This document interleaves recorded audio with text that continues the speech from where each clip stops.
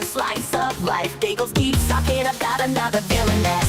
And in a choke beneath the side of the illusion. Watashi tachi wa sorera wa subete vunseiki shimasu. It's the Biggles breakdown, another anime night. Fighting over shows and the plots. It's time for the Biggles breakdown. Breakdown.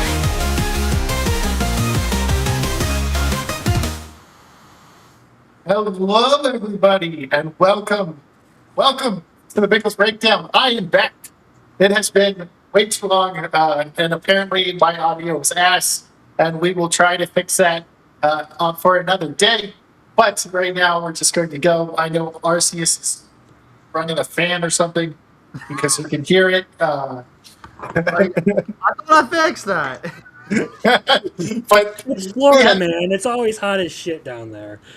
we have plenty of guests today. We have Brandon, that anime guy. What's happening, everybody? I hope you're doing well. Biggles, it's been a while. Crimson Law, good to see you. And Arceus, howdy. What's up, man? We have Arceus. Hey, what's going on, guys? Thanks for the invitation to be here. I guess I'm gonna cause some drama and stir it up here. That's why I was brought on. Yes, no problem. No, I just wanted more people to welcome me back, But I got my normal co-host here, Crimson Law. I cast Fireball. So, no, Arceus isn't going to start shit tonight. Drunk Crimson is going to start shit tonight. You know what? Might as well start the shit.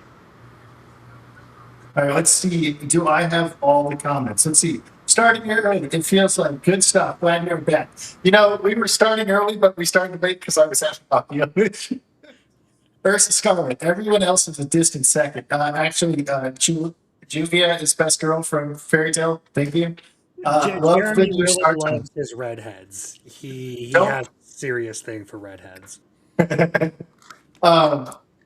It's only for today because I figured we're going to argue about waifus and best girls, and then we'll talk about the shows. Chunk is back. Chunk, text me. I wanna talk to you about maybe doing Unicorn Overlord tomorrow. Okay, let's see. I can include manga, then Shizuko from MILF Party. If anime only, then Toka from Tokyo Ghoul / Ruby. I got more MILFs or even a fewer more obscene ones if you need more fodder. No, it's all good. That was obscure, not obscene. He's already well- back, and I gotta bully this man because he can't read. I can't read. I'm worse than weirdo. Look, I've been Long sitting time here no like see. I want to lock you, Vagabundo, Maza, and Beardo in a room together and see who reads worse. I didn't make the list, so that's a good thing. That means you can read it. A long time no see. Your voice is cutting a bit, but it's all good.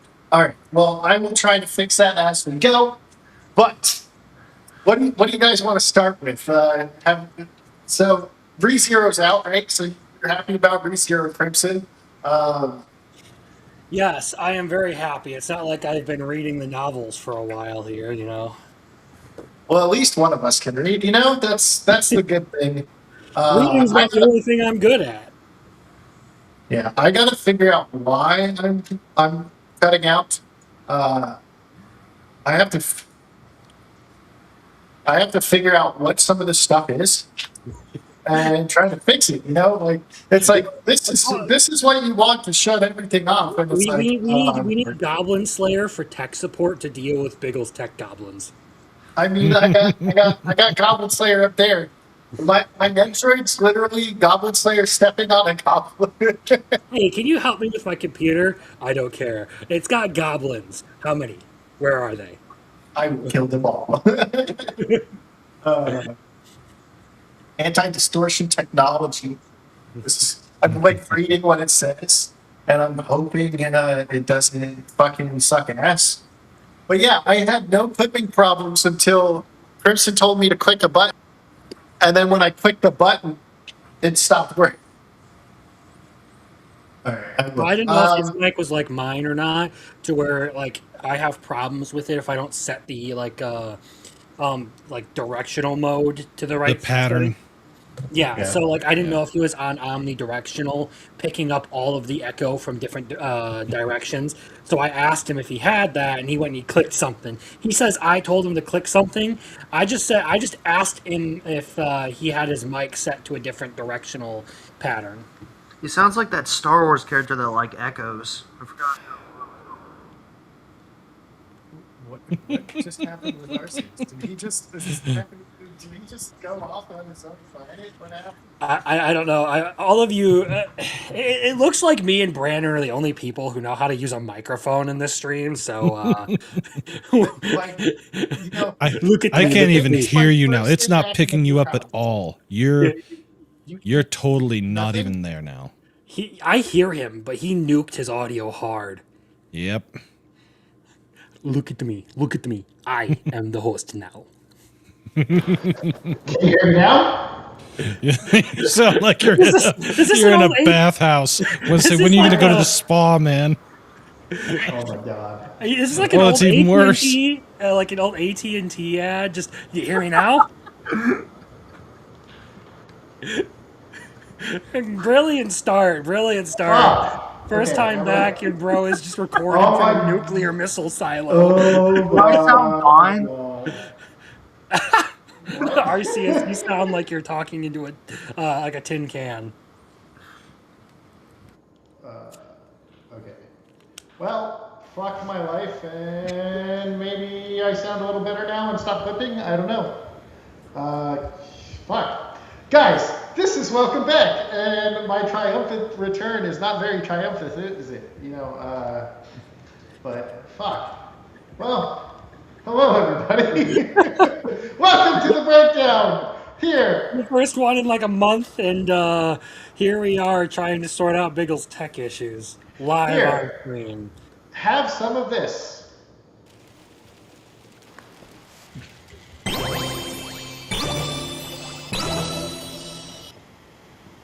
There you Now, go. again, that is an excellent fan service shot, but even in spite of that, that anime just isn't something that I can find myself watching. I'm like constantly like stuck trying to like get through each of the mysteries that it's got going on. So I have no idea what it even is. It's killed really again, anime. Mr. Detective. Yeah. Oh, see, that's not even. Yeah. It So- okay, it like has an interesting premise, and then you get to episode 2 and you're like, all right, now they really don't know how to write a mystery. Episode 3 is literally just okay, this woman can get away with any crime because she can spend infinite amounts of money. She has the US defense budget at her beck and call, apparently. Episode 4 and 5 is like, all right, mundane mystery and totally predictable plot twist where the random gag character turns out to be one of the main antagonists. Oh, that's. Do I fun. sound better now? Yeah. Yeah, that is. Do I Better. sound? Do I sound better? No, you still sound like you're in the spa. Ah! I'm just gonna say he's recording from a nuclear missile silo. Okay. But yeah. Anyways, I have. This is my personal watch this from this season, and you'll see that there are some shows that are there and others that are not. I've already had about 3 to 4 drops, and I actually picked up a few. So, as far as this season, my recommendations: the most heretical Last Boss Queen. The way season 1 ended was bad, but the way season 2 is picked up is good. Pardon the intrusion. I'm home. It's hilarious. Gals Can't Be Kind to Otaku. Also very funny.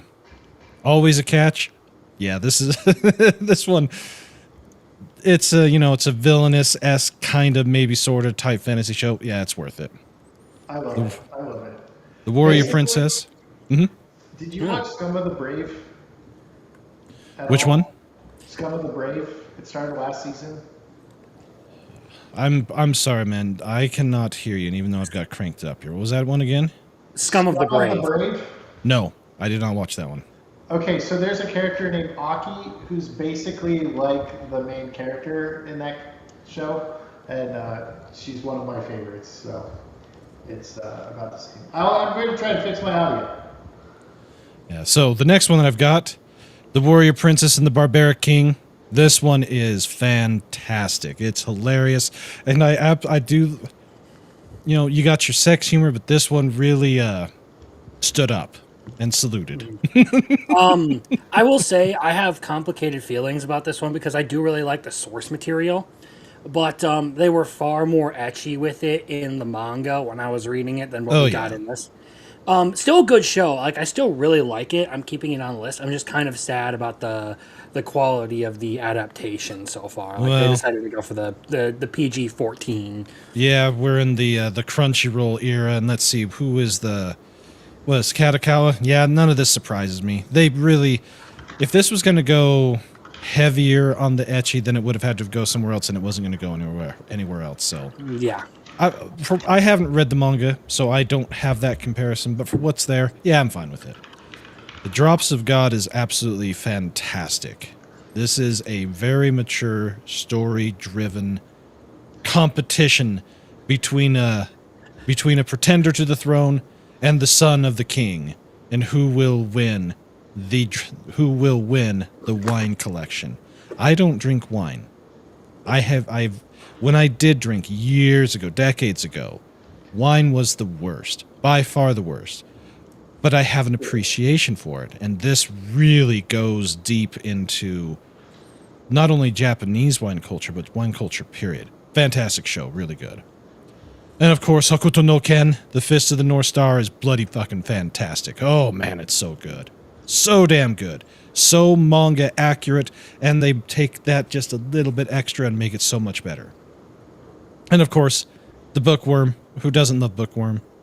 And one that I picked up late was Kusanoki's Garden of the Gods. That one's a fun one. And I'm a little bit behind, but, you know, wholesome harem. We have to have our wholesome harem. Planting seeds, you know? Yeah. Plowing Lots- hoes in a field while, you know, plowing the field with a hoe. Exactly. Which had Altelier, a little behind, but I still like it. And with Story 1 and Sword, a bit behind. But yeah, those are what I have. And as far as what I've dropped, let me get this to load here, because I've taken a bit of heat for what I've dropped, but I'm okay with it. So, I did drop... Oh, where is it? I didn't start Akane Banashi, and I know that one's supposedly pretty good, but not my thing.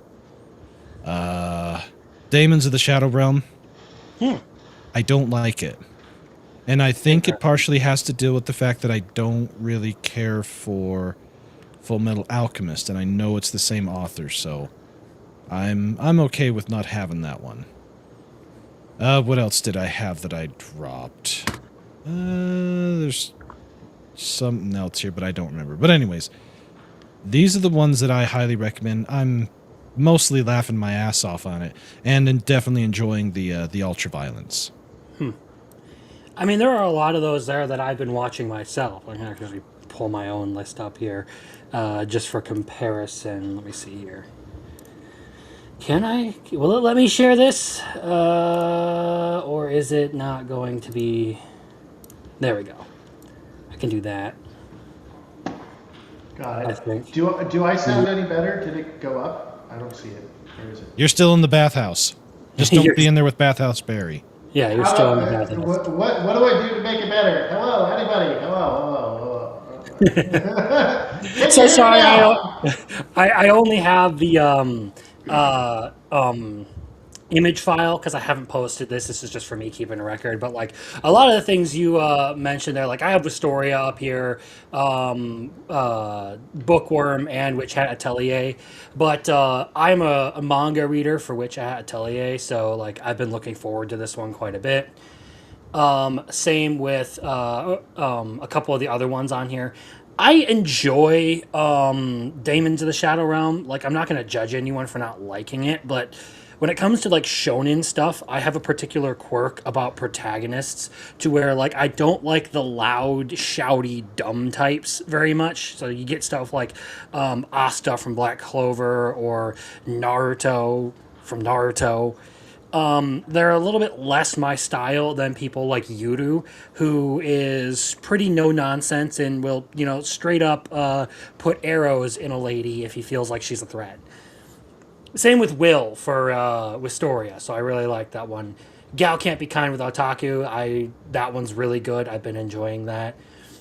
But otherwise, it's been like the highlights for me have obviously been my favorite series, ReZero, and as well as Agents of the Four Seasons. Barbarian's Bride or The Warrior King, and I forget what the alternate title is for this one. Still good. Farming Life is always going to be a watch for me, just because it's one of those like comfort series that you can pick up. And Kusunoki's Garden of Gods is another one of those where like it's a comfort series. I enjoy watching it. I'm not necessarily going to say that it is like the most creative or spectacular thing out there, but it's actually been a decent watch.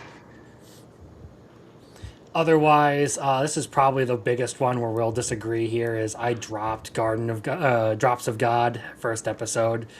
A bunch of buddies and I got together, got hammered, watched the first episode, and we're just like, yeah, this ain't gonna be for us.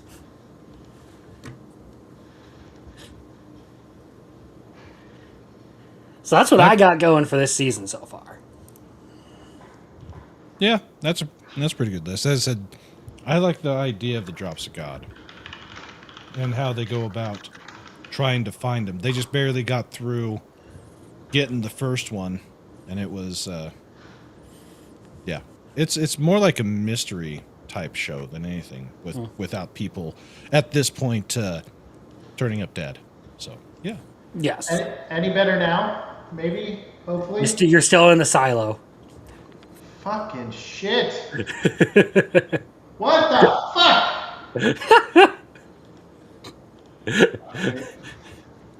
Fuck. What is... No, I sent it to you. What are you talking about? Biggles having trouble on all fronts.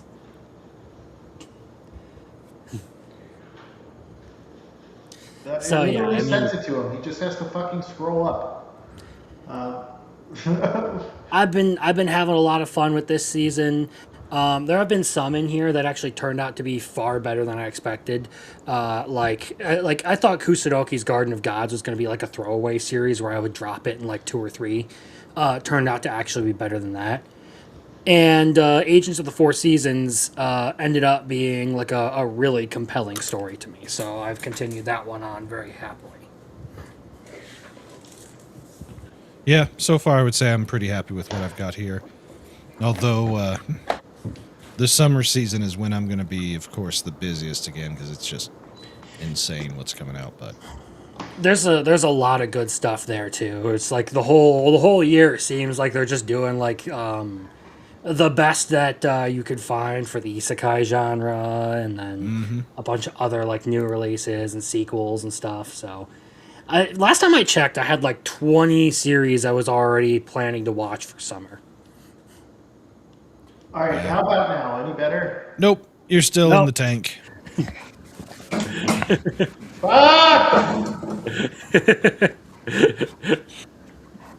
Boy, that's loud. You're welcome. Can I turn this man down? Do I have that power? I don't know. Can you? Doctor, lower your shit. Your volume, your input. Yeah, I don't know. What if I go like this? Any better? Do I still sound like I'm in? No, you still sound like you're recording on an iPhone. Fuck. Maybe I should use an iPhone. Hold on. I'm going to switch my mic. I'm going to switch my microphone and see what it's if the voice if the microphone from the camera sounds better. Good luck. At this point, I'll try anything. Oh my god, I was on the webcam camera. It just automatically switched to how awful do I sound now? You sound proper. Yeah, I sound like a normal human being? Yes. Oh my god. This man was on his fucking webcam mic. It literally switched over. I don't know what happened. Hello, everybody, and welcome to the Biggles Breakdown. I am Biggles, and we are back. We have a new guest. He is the doctor of anime. Okay, he goes to cons with me and everything. And yeah, so say hello to the people. Hey, hello. It's my first time being on the show. Thank you for the invite. You are very loud. So if you want to turn down your mic volume a little bit, that would be awesome. That's I think not a request. That's an order. I don't know how to switch it. But Okay, no, how about that? I think yeah, that's a lot better. What do you think, Crimson? Does it sound better? It's acceptable. Sweet. All right, sweet. So I prefer to hear nobody's voice but my own because I'm that narcissistic. But I'll have to make do. are you going to try to get your little VTuber on here, or are you going to be green screen for the rest of your life? I thought you were talking to me. I was like, when did I have a VTuber? No, not you, Crimson. It's okay. So now that we don't sound like complete shit anymore, uh, let's talk about what I've been watching. Where is my thing? I accidentally fucking closed it because I was fighting with this fucking thing. Spring. So people are going to be like, "What the fuck is with your list, Biggles?" But it is a villainous heavy series or season, so. What the fuck is up with your list, Biggles? Yeah, it's fucking fantastic, and I I am think you big. don't under- Wow. Wait, we want this. No, yeah, wait, no, we want this one. Let's do this one. Okay, so well, obviously, Ace of the Diamond being one of my favorite animes of all time, it's my number one. And then I got the three villainous. I got Scum of the Brave, and then I got two romances in a row, which isn't something I would do, but these are just fucking hilarious to me. Uh, like Kanon, Canon and the Canon, Klutzy yeah. class monitor. Yeah. Yeah, I just find them so fucking funny. He's That- growing. He's finally growing into more genres. Listen, Someday he will escape the orbit of the villainous genre. listen. These may be romance, right? But I'm laughing so hard I don't even realize that there is romance going on, because I'm fucking retarded. Um, and then I have all the way down here. I ended up watching where is it? My Ridiculous. Now this is like the most retarded show ever, but I am laughing throughout the whole thing. But it is number Of course, 17. you would like ridiculous reincarnation. I'm still baffled that Britty's still watching that one too. But it's all the way down at 17. And actually, hold on, I gotta change this. I'm more surprised that he's still watching the Monster Eater, like whatever that one was at the bottom. I can't even like get into ridiculous reincarnation. I tried to. I couldn't Hold do on. it. I haven't got to 24, 25, 26, 27, or 28. So I haven't even watched it. So it's just on there. Oh, so you haven't even watched what is potentially the worst anime of the season? Oh man, then I Which have to one? at least check out an episode. I believe it's Monster Eater. I didn't even Monster that didn't Eater. even sound appealing. But I do remember now. It makes T-Bait look like Jujutsu Kaisen in terms of animation. So it has That's a pretty bad. 3.95 on Mal. Does Yeah. it? Yes. Yeah, Then that's pretty bad. I gotta check out the first episode. When The you're other one got rivaling 4.1. Darzy's Wing for levels of bad, you have screwed up hardcore. Yeah. I'm gonna say I did drop Rooster Fighter, Petals of Reintardation, and Yes. even though I went through the first two seasons of Vending Machine Isekai, I just couldn't do it anymore. I'm done with that one.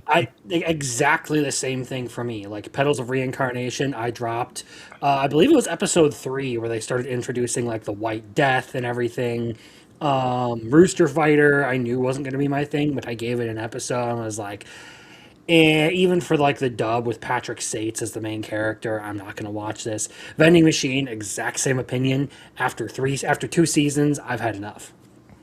Yeah. That's bad with Rooster Fighter. I really feel like people jumped ship before it got real good, but maybe it's just an acquired taste for me. I don't know. It's not like the best thing ever, but like it's got some really good fights. As I was telling Muffler Tape last night, the last like 3 episodes have probably rivaled like some pretty big action fights for like some high level series. So there's this one show called uh, Tojima Wants to Be a Common Writer, and had they not had the chicken fighting before this, I think people would just be like, "Yeah, Now this is lead fun. rider. Best." Tojima's fantastic. Oh, it's so freaking good. Like I want to get physicals for that one because it's just freaking great. Like normally that would be the kind of series where like I might have passed it up, but there was just something about it that was so like ridiculously fun, and I nearly dropped it after episode 1. I was like, yeah, maybe not my thing. Stuck around for episode 2, and I decided to hang around for a couple more episodes because of Tackle's massive titties. Yeah, well, Tackle is probably one of the best characters in the show. Otherwise, like it actually turns out to be a really freaking fun series to watch. So, to any of you who haven't watched Tojima Wants to Be a Common Writer, you definitely should. Yes, you I absolutely should. I agree. You should definitely check out Tojima Wants to Be a Common Writer. But that was last season. We talked about it a shit ton, and now we got new shit to do. And now that I'm back, and I have been now picking up my normal microphone. So let's say this. I'm glad to be back. I missed all of you motherfuckers. Even Crimson, you know. Did you? I did. I Did you miss us making jokes about the third sister? yes. About Exactly. Rent Kaiju? Yes. About Yes. Freyrin being at the bottom of your list last season? Yes. Wait, what? That's a terrible crime right there. Terrible. Who the hell put Freyrin at the bottom of their list? It's You a guys- joke. When we started it, he keeps all the anime he hasn't started at the bottom of his list. So he hadn't watched Freyrin at the first week, and he had it on the list at the very bottom. And the other co-host who was on here at the time, Little Chad, started harping on him really hardcore over it, just making jokes about it every week. I can see why. Holy shit, that's... You know, there are certain things in life you don't do. That's one of them. It was because it hadn't started yet. Still, that's one that you don't place at the bottom. No one puts Baby in the corner, no one puts Freyrin at the bottom. Well, you know That's not what? something the hero Himmel would do. You know what? Fuck That's him. right. Okay? All right. He lied to the people. Okay. Fuck him. All right. Start. Oh, Hey. whoa, hold Whoa, on, whoa, hold whoa, on. whoa, whoa, We whoa. do not tolerate Himmel disrespect here. Exactly. There will be no Himmel slander in my Christian Minecraft server. Handel lied to the people. He said he was the hero. He didn't pull that sword. Well- He was totally the hero. He I was killed about to the say. demon king. He became the hero. What do you the other- mean he the lied hero- to the people? He never proclaimed himself a hero. He just went and killed a demon king and helped a bunch of people out along the way. Don't worry. The other hero is better. The hero of the Hero South. of the South. Yeah, the South. I almost said the North. Yeah, the hero of the South was way cooler. And he only had like 5 minutes of screen time. You mean the person that paved the way for Himmel, saying Himmel was better than him to do this? Okay. What the fuck, Phil? We're already starting with the Biggles sword pulling. God. Well, if it was a kaiju sword, he would definitely pull on it. Hey, Ugh. Crimson, I wanted to show you this. It's custom. Yeah, it's Hold Weezo on, custom. hold I don't on. know if I can actually like show it. There's all that kinds of like basically, hidden stuff in here. So it's the witch's T-body, but it has like stuff for the voice actors in it. Like there's a ROM pop thing down there and all kinds of stuff. Yeah, I had one of my friend artists. Like it took 2 years to make. So If you show him all the way to the right, Subaru's over in the corner. yes, he's hiding in the corner. I had that specially put in there. He's like Creep- creeping on them in the Frequently background. watching. Yeah. Yeah, this is the original, but yeah. Yeah, so Nice. The only thing I could show off is the fact that I have his jacket. So Well, that's a good thing to show off. I mean, ReZero is one of the best animes that ever came on the planet. and it's number 8 on my list on this one. How dare you? he is determined to piss me off. No, He it's is too. He's gonna go to a con with me next week, and I'm gonna give one of those paintings to one of the voice actresses. So he'll have to film it for me.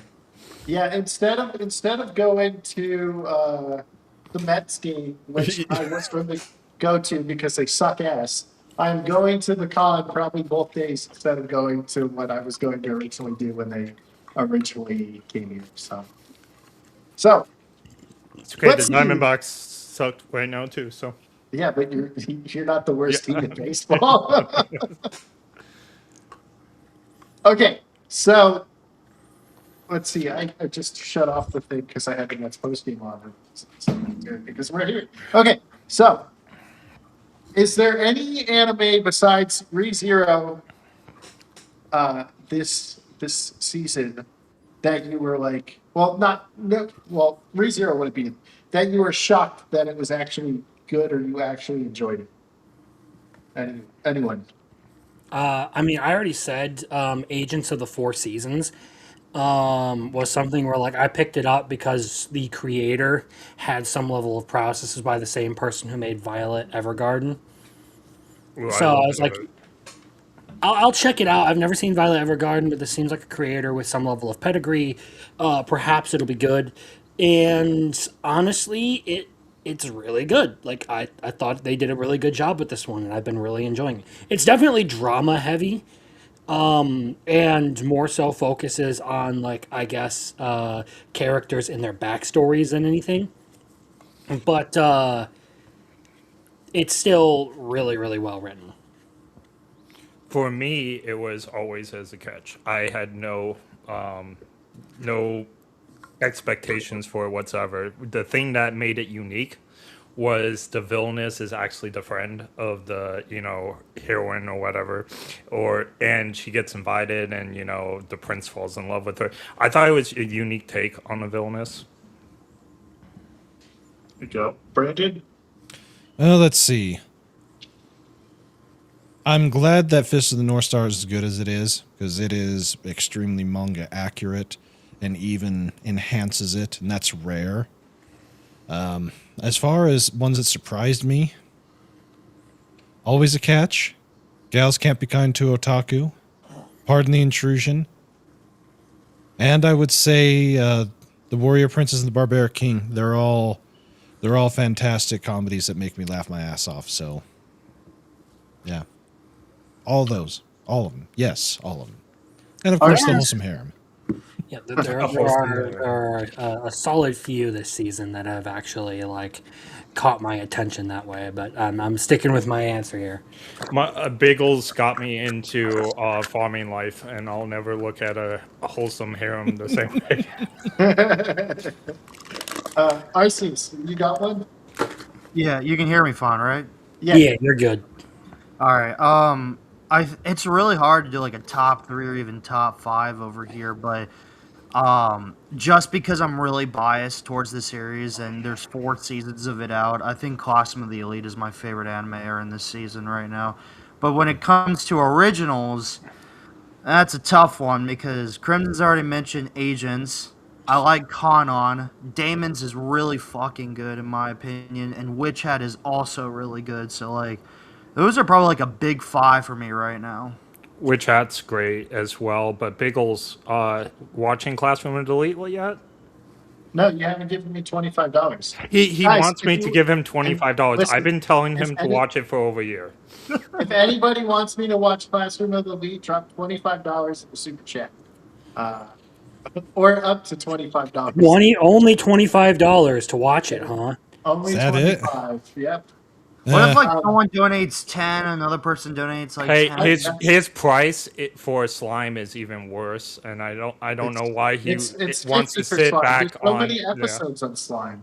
I'm just saying that it's peak anime. We're doing you a favor by recommending it. Why are we No, paying you? no, I because mean, it's if not you a ask movie. me, 2 seasons of Slime was good enough. It's kind of the vending machine rule. I was done after that. You guys are making fun of Biggles. I said that you would have to pay me $500 to watch Prison School. That was my thing. There Someone you go. forced me to watch Prison School, and it was not my idea. Someone literally forced me on Discord to watch it, and it was okay. I wouldn't recommend it. You could have left your screen, and then you didn't have to watch it. Yeah, but then he wanted to talk during it. Like we were Get having an quizzed about anime it. night, so like we were literally talking. I showed him a bunch of my anime. He showed me a bunch of his. It's not fair that he Well, watches that's mine and I'm not that's watching his. So that's dirty. Okay. yeah. Well, I can say this. I watched redo of Healer twice without people paying. Oh, I'm so sorry. Hey, I loved it. I thought it was fantastic. We need. Oh, I thought you were Did you going through a enjoy it? breakup or something. So Well, there you go, Biggles. There you go. Well, I had free gifts, so I started gifting. Oh, you you started gifting. Yep. And you know what? That's only like $10. 2, 4, 6, 8, 10. Yeah, because my things are only $1.99. Um, I don't like to make people be like, you have to give me $5. Fuck it. If you want, give me $2. You know. No, the whole prison school thing, like it started as like everyone I was like in a call with was like talking like, yeah, prison school's great, prison school's great. I'm just like, I'm not into femdom, so I'm gonna pass. And they all gave me like the look of like absolute fucking horror that I had just said that. I'm just like, What, you don't like having sorry. your balls kicked in? No, no one likes having their But balls kicked I in. don't like licking feet. Okay, it's Yeah, not my it's just thing. nasty. They got really uptight about it. I was like, all right, you want me to watch it? $500 and I will watch it and review it. If you are really that dedicated to it, you could pay me $500 to shit on this series for you. yeah, That I is have what's no going on. inkling to like watch Prison Break again. Like after what the, we watched. the Yeah. Prison Break isn't the name of the anime. I think Prison Break is the live action TV show with a guy named Michael. Oh, what? Whatever the Prison Break anime is, it was terrible. All right, now someone else has to give $5 for Classroom of the Elite. Wait, did someone Oh, donate money for him to? Don't donate money for him to watch a great anime. He's just going to do it always then. let's see. What does this one say? Celebrates 12-month celebration. One member a year. That's $24. Watch Classroom. Technically, that's $22, not 24. Honestly, it's what do you think about the new art style in Classroom and Delete? I personally like it. I Hold on, like I the have old to- art style a Hold little on, bit more. hold on. I have to interrupt you guys. We got things, so they get clips.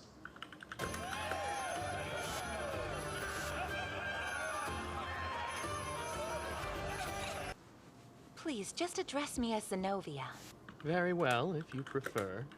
Zenobia. Idiot! Concentrate with everything you've got.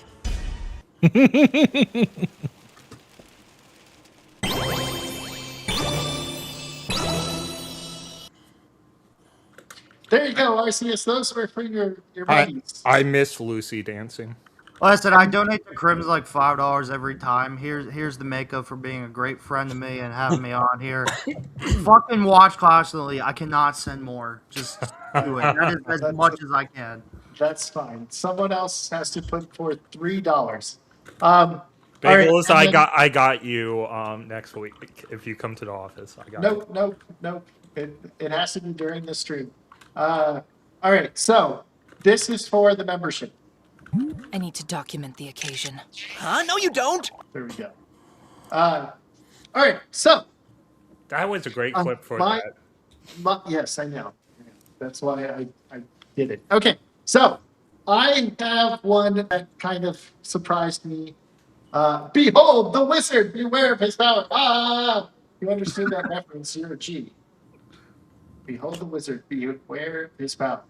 It's awesome. It's like one of the newer Looney Tunes things. It's like a whole gag about like Daffy Duck getting ridiculous magical powers. Just behold the wizard. That's awesome. I It love goes that. into like this whole ass metal song. It's great. Time to watch Bible Black. What is Bible Black? I've never even heard of it. A totally wholesome Christian anime that you will love. You need to watch it with your grandma. Yes. You guys say it like it's not going to be that.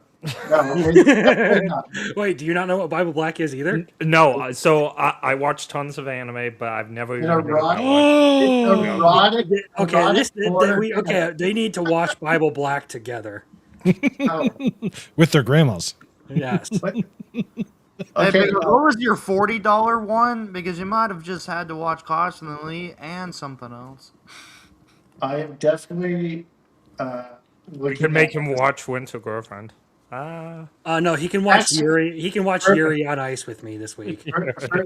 for Rent a Girlfriend $1 million. I am not budging on that, and it has to be one payment.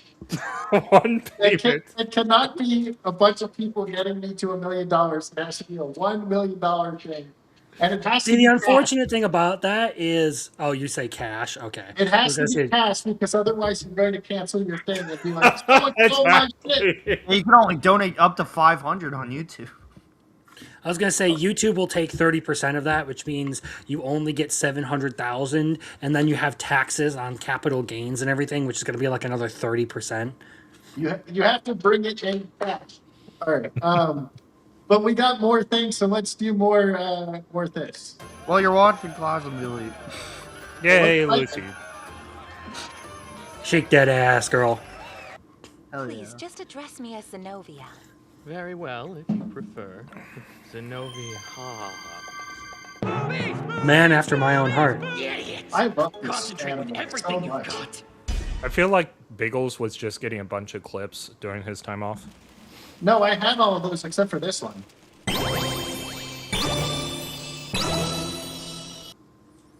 And one more.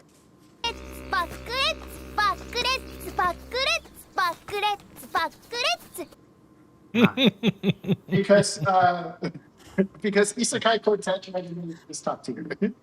Because Megamine and Explosion is S tier, yes. Well, Biggles, I expect you to be caught up to the newest episode by next Monday, so that's your objective now.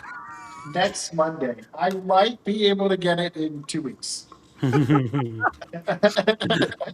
So Kill Blue, okay? I will deal with the fucking annoying ass characters in the first episode. I was like, I fucking hate these people so much that I shut off Classroom of the Elite, and I was like, I can't take it anymore. Yeah, so I he, will- he didn't even finish, like, he didn't even get to episode 2, and this was what he was telling me. Yeah, I I heard can't about watch that. it. I can't deal with it. He only remembered the bus scene, the first 5 minutes of the episode. Come on. How, He didn't how even meet many, everybody. how many for season 2 of Jack of All Trades? I will watch season 2, but You I know don't what? think it's fantastic. If you want me to watch it, if it's 12 episodes, $12. Send me a whole big bottle of Fireball and I will watch it with you. Dude, I haven't had a fireball in years. I miss it. I may have I- just had two. in Oh, the span of- there you So go. then on Saturday, I my- gotta get enough money for you to buy a Fireball then. All my grandmothers are dead. How dare you, Swigs? Okay, now the one I was didn't expect to be awesome, but I really enjoyed it so far is Kill Blue. But I also hate Kill Blue because it started as a same day dub, and now it's like I wait a week now for that shit. Yep. Hey, shut your whore mouth, Muffler. Shut What? your whore fucking mouth. Do not compare me to the quartering. I am way worse than he is. Except you're not a fan. Okay, so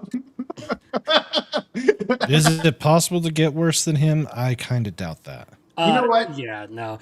It's a running joke because I did a April Fool's video last year where I dressed up as Crimson Walsh, and I was sitting there with like the wig on and everything, and I had my beard grown out, and I was like, I look like dollar store quartering. What the hell? Um, I heard him talk one time, like 6 years ago or something like that, and I was like, man, this guy sucks. And then I fucking left. Never listened to him again. All The right. quartering, you didn't miss much, to be entirely Yeah. honest. All right. So, hopefully I don't get demonetized for that. Me I mean, saying he's what I gonna always strike you now. He's gonna find your channel and strike you. Oh, well. All right. Yeah. So, anime this season has been a lot of fun. I've actually enjoyed almost all the ones that I've watched. I kind of didn't drop it, but I'm going to watch it at the end. Like just binge it, and that's Hibara's Teenage New Game Plus. What? Hi, Fucking Boris. go, man! What? Like no one is watching that this season, but it's like fun garbage. I was gonna say that's like an Arceus pick right there. I got through 4 episodes, and I was like, man, this is getting too dramatic for me. I kind of just need to binge this and not watch it week by week, because if I watch it week by week, I'm going to be like, fuck this and drop it. Wait. So it's too dramatic, but you love Ace of the Diamond. That's not just as dramatic. Ace of the The Diamond thing is is, Ace of the Diamond is about baseball. It and is. you know he True. pops a stiffy every time you say baseball. yeah. And Who doesn't love baseball? he I knows love it because baseball, but- it's I'm not a season sports guy, real life. so there's that. But Ace of the Diamond isn't dramatic. It's Ace of the Diamond's it's really dramatic. good. It's it's suspenseful. There's a Yeah. difference. There's no there's There's very definitely little drama. drama, but it's more suspenseful. If you click it and you look at it, it doesn't say it's a drama. It's crazy. Going back to High Bar for a second, but I was even explaining this to Muffler Tape and Brady coincidentally on the same day yesterday. They're like both confused why I'm enjoying it basically, and I'm like, listen, man. I said I'm not over here gonna glaze the show. I'm not gonna be over here glazing the show or anything like that. It's like I don't even know like what I'd compare it to. It's like a show that I cannot look away from, but I can objectively say it's not good. But like I'm entertained by it. It's so bad that you just gotta see it. Yes. So it is the Rent a Girlfriend effect. So it's just a train wreck you can't look away from. Yes. Well, you see, that's the fun part. I can look away. There is such a thing as drop that shit. Yes. You know what's Yeah, really funny? I'm probably the only one on the panel that likes Rent a Girlfriend, and I don't think it's a train. Hey, man. Is your I'm favorite already effects watching. position holding the camera? I guess it could be worse. I'm already on season 5, so I'm. With Oh, so you. you're there? Okay. Yeah. I feel not alone anymore. I don't think he likes it. I just think he's watching it for shiggles. I He's really right can't. now. He's got the sunken cost fallacy. For It's shiggles? interesting. I really Shits and can't. giggles, yes. I Shiggles. Oh, I really was going to say, for shits and giggles, okay. I really can't defend Rent a Girlfriend. Like, I mean, I can. Like, I can defend season 1. I'm like a real like I think season 1's like one of the best like seasons, if like one of the best rom-coms I've ever seen. And if they like just cut out that like the after credits scene from season 1, it could have been a complete story. Personally, honestly, he confessed his feelings. You could have just assumed Chizuru said yes, but they had to have a fucking cliffhanger and be like, oh, if you'd like, blah blah blah, all this shit. So like, this is my opinion on Rent a Girlfriend, and I know everyone thinks it should end, and everyone. So this is my opinion. A lot of romantic anime ends after they get together. Bunny Girl Senpai or Rascal Dreams of series is the exception to that, right? So normally when a couple gets together, the series ends. Okay. I'm fine with a rom-com as long as it's interesting to keep going. As long, I'm fine with it going 10 seasons. I think it's interesting enough. Love is Let's- War. Love is War is 4 Heart. seasons, but they were not together during those 4 I The seasons. manga continues after they get together. Oh, Same I with didn't know Dangerous that, in My so- Heart. Same with Sweat and Soap. Hell, Sweat and Soap, they get together in the first fucking volume, and then there's another like 8 or 9 after that. I could Well, give there's you- all- And this is a pretty common thing where No, anime no. where love stories continue on after they get Okay, together. so it's not And that on- common. And on but- and on today, first episode, like the first 8 minutes. I know Arceus is going to say that, right? Which one? Can See, I? my argument my argument is when it comes to romance, there's not necessarily a right or wrong way to do it about like how long you're supposed to run, Yeah. when you're supposed to get everyone together or anything. I'm more like I'm always someone who is focused on like are the characters in this story good, and then is the story in and of itself something I'm interested in seeing unfold. Those are like my two primary I would agree with that. criterion in any series. Rent a Girlfriend doesn't check off either of those for me. And I'm going to be polite about this, so I'm not stepping on any toes or anything. I thought Kazuya was obnoxious. I couldn't stomach having him around, so I was just like, yeah, I'm out. To also go off of Crimson's point, I don't think you're entirely wrong, Hinkley. Hope I pronounced that right. Yeah, Sorry. no, that's fine. Yeah, you're I don't fine. think you're entirely wrong, but I could like give you maybe at least like 10, probably at the top of my head, of romances where like they start dating in the first chapter. I know Crimson's already done it, but like that's personally that's up my alley. Or romances like that. So Yeah, so in Mike, the this is- perspective, when I say most, I actually mean most. So Yeah. any of us who's watched anime for a long time can pick out 10, 15, maybe even 25, okay? But when you talk about romance anime as a genre, there's over 15,000 anime in the world. I've looked it up. And like over 5,000 of those are romantic anime, right? So the thing about it is, out of those 5,000 plus or so, right? How many have the couple that's together and the series continues afterwards? Not that many. So Yeah. we can say some of the best ones do that, right? Well- but we're only taking a small sample size. Of that. There's 7 villainesses, or at least 7 villainesses that do. Yeah. Well, That I'm keep just talking going about. after they're together. Yeah. They're Well, romances. Here's one that was really good. They didn't actually get together as far as being in a couple, you know, for what that's worth in Japanese culture. But it was a 24 episode series. The manga is still going. I want more of this, and I don't know Which if we're one going to is get that? any more. Solo Solo- Camping for Two. Fantastic. Oh yeah, no, I like that one too. Yeah. Yeah, it was absolutely fantastic. But I actually went into that with no expectations of it, and it kind of blew me away a little bit. Mm-hmm. Yeah. Yeah, Crimson? I know actually like a decent chunk of just like romance manga that I read have their couples get together about like the halfway mark and then continue on from there.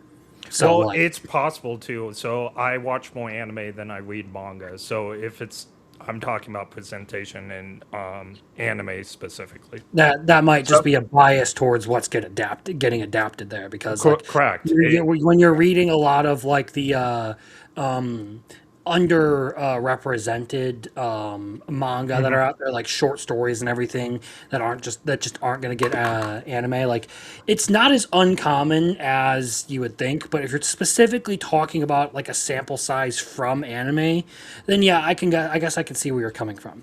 Yep. But still, I don't necessarily think that in and of itself is a criterion for a good or bad anime. It wouldn't apply to Rent a Girlfriend. I'm just saying it's abnormal for that to happen. But Rent a Girlfriend, the couple hasn't been together, so Well, it's not even including that. So I'm talking about like Bunny Girl Senpai, where they get together and the series continues. Okay, quite a bit. So Crimson, what's that one where the redhead and her coworker get together and they're dating the entire series? Can you keep a secret? Yeah. So there's that one, and then my love I'm story is like that too. So and then I'm married to a girl I hate in my class. Technically, they're together. They're married. yeah, they're married, but they're not together. And the whole thing is, but they are. Couple They do- Kakakus is the they same do- thing, and they're not they really do- together. They do couple things all the time. So does I think I'm with Kakaro's, Hinkley I on would- this one. yeah. They're not necessarily in a actual relationship. So there's They that. legit are them because I They're legally, they're not emotionally there. And the thing is that they But do she like is. each other. Yeah, no, they do like each And the other. They only haven't reason- admitted it. And the only reason why he doesn't know it is because he's a because every time they like have an interaction, she goes tsundere, and for him, he doesn't get it. I'm just saying by that criteria, Biggles, every single anime that you can think of where they're forced to be together by their parents, then you would have to add that too, and that's just not the way it is. But they're together. They're in a legally, relationship. legally, they are together. They aren't actually together though. But they are. They are in fact together. They go on dates. They go shopping Kapukakus do together. that too. You're at the point where you're arguing with sunken cost fallacy Biggles, and there is no winning this argument. It's facts, man. I don't know. It's 2-on-1, Biggles. Got it. You Yeah, got to that give it doesn't up mean a you're little bit. right.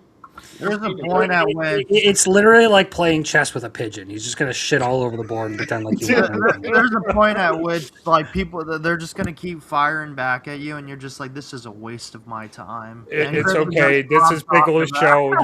He can waste all his time he wants. Yeah, I'm winning. Is his triumphant return, or not so triumphant? So Da, da, da. Yeah, and then there's that one ends. Let's see. Hey, I'm glad you're enjoying Con, man. When you like added me or messaged me on one of my posts saying, dude, you were right, this was pretty good. I'm enjoying it. It's hilarious. I was like, let's fucking go. Man. It's so funny that I forget it's a romance because he just says like normal shit to where he's like trying to be like good, and she's just like, you lower like form, how dare you? So, Biggles, what did you think of the angel in the latest episode? Oh my god! When they ended up showing her what baiting is basically for humans, she's like, What is made? Just the end of the episode, just like innocence lost. oh man, that poor I girl. I was I was telling Muffler last night because we were catching up on our anime takes, and he was like, "How you enjoying Con, man?" And I said, "Dude, the newest episode. There's some people like on my timeline that are like so upset, like and pissed off of the newest episode of it. They're like, "Oh, you lied. It's a harem now and everything like that." And I'm like, "No, do you not fucking understand?" like, basically from the chapters that I've read and the context that I know of, and the chapter that they do officially get together and start, dating as we'll call it. Basically, the authors introduced girls to the point where we're 5 episodes in, and look, we've got hand holding. It's the whole fucking trope of introducing girls so Kanon can get the jump on everyone first before anyone else does. Mm-hmm. I just don't understand why people didn't understand that. And would it even be a harem if he's just like, listen, So motherfuckers, dedicated. this is the only girl for me. Everybody else can fuck off. That's what I mean. He says it multiple times. He's like, this is literally like the only girl I'm into.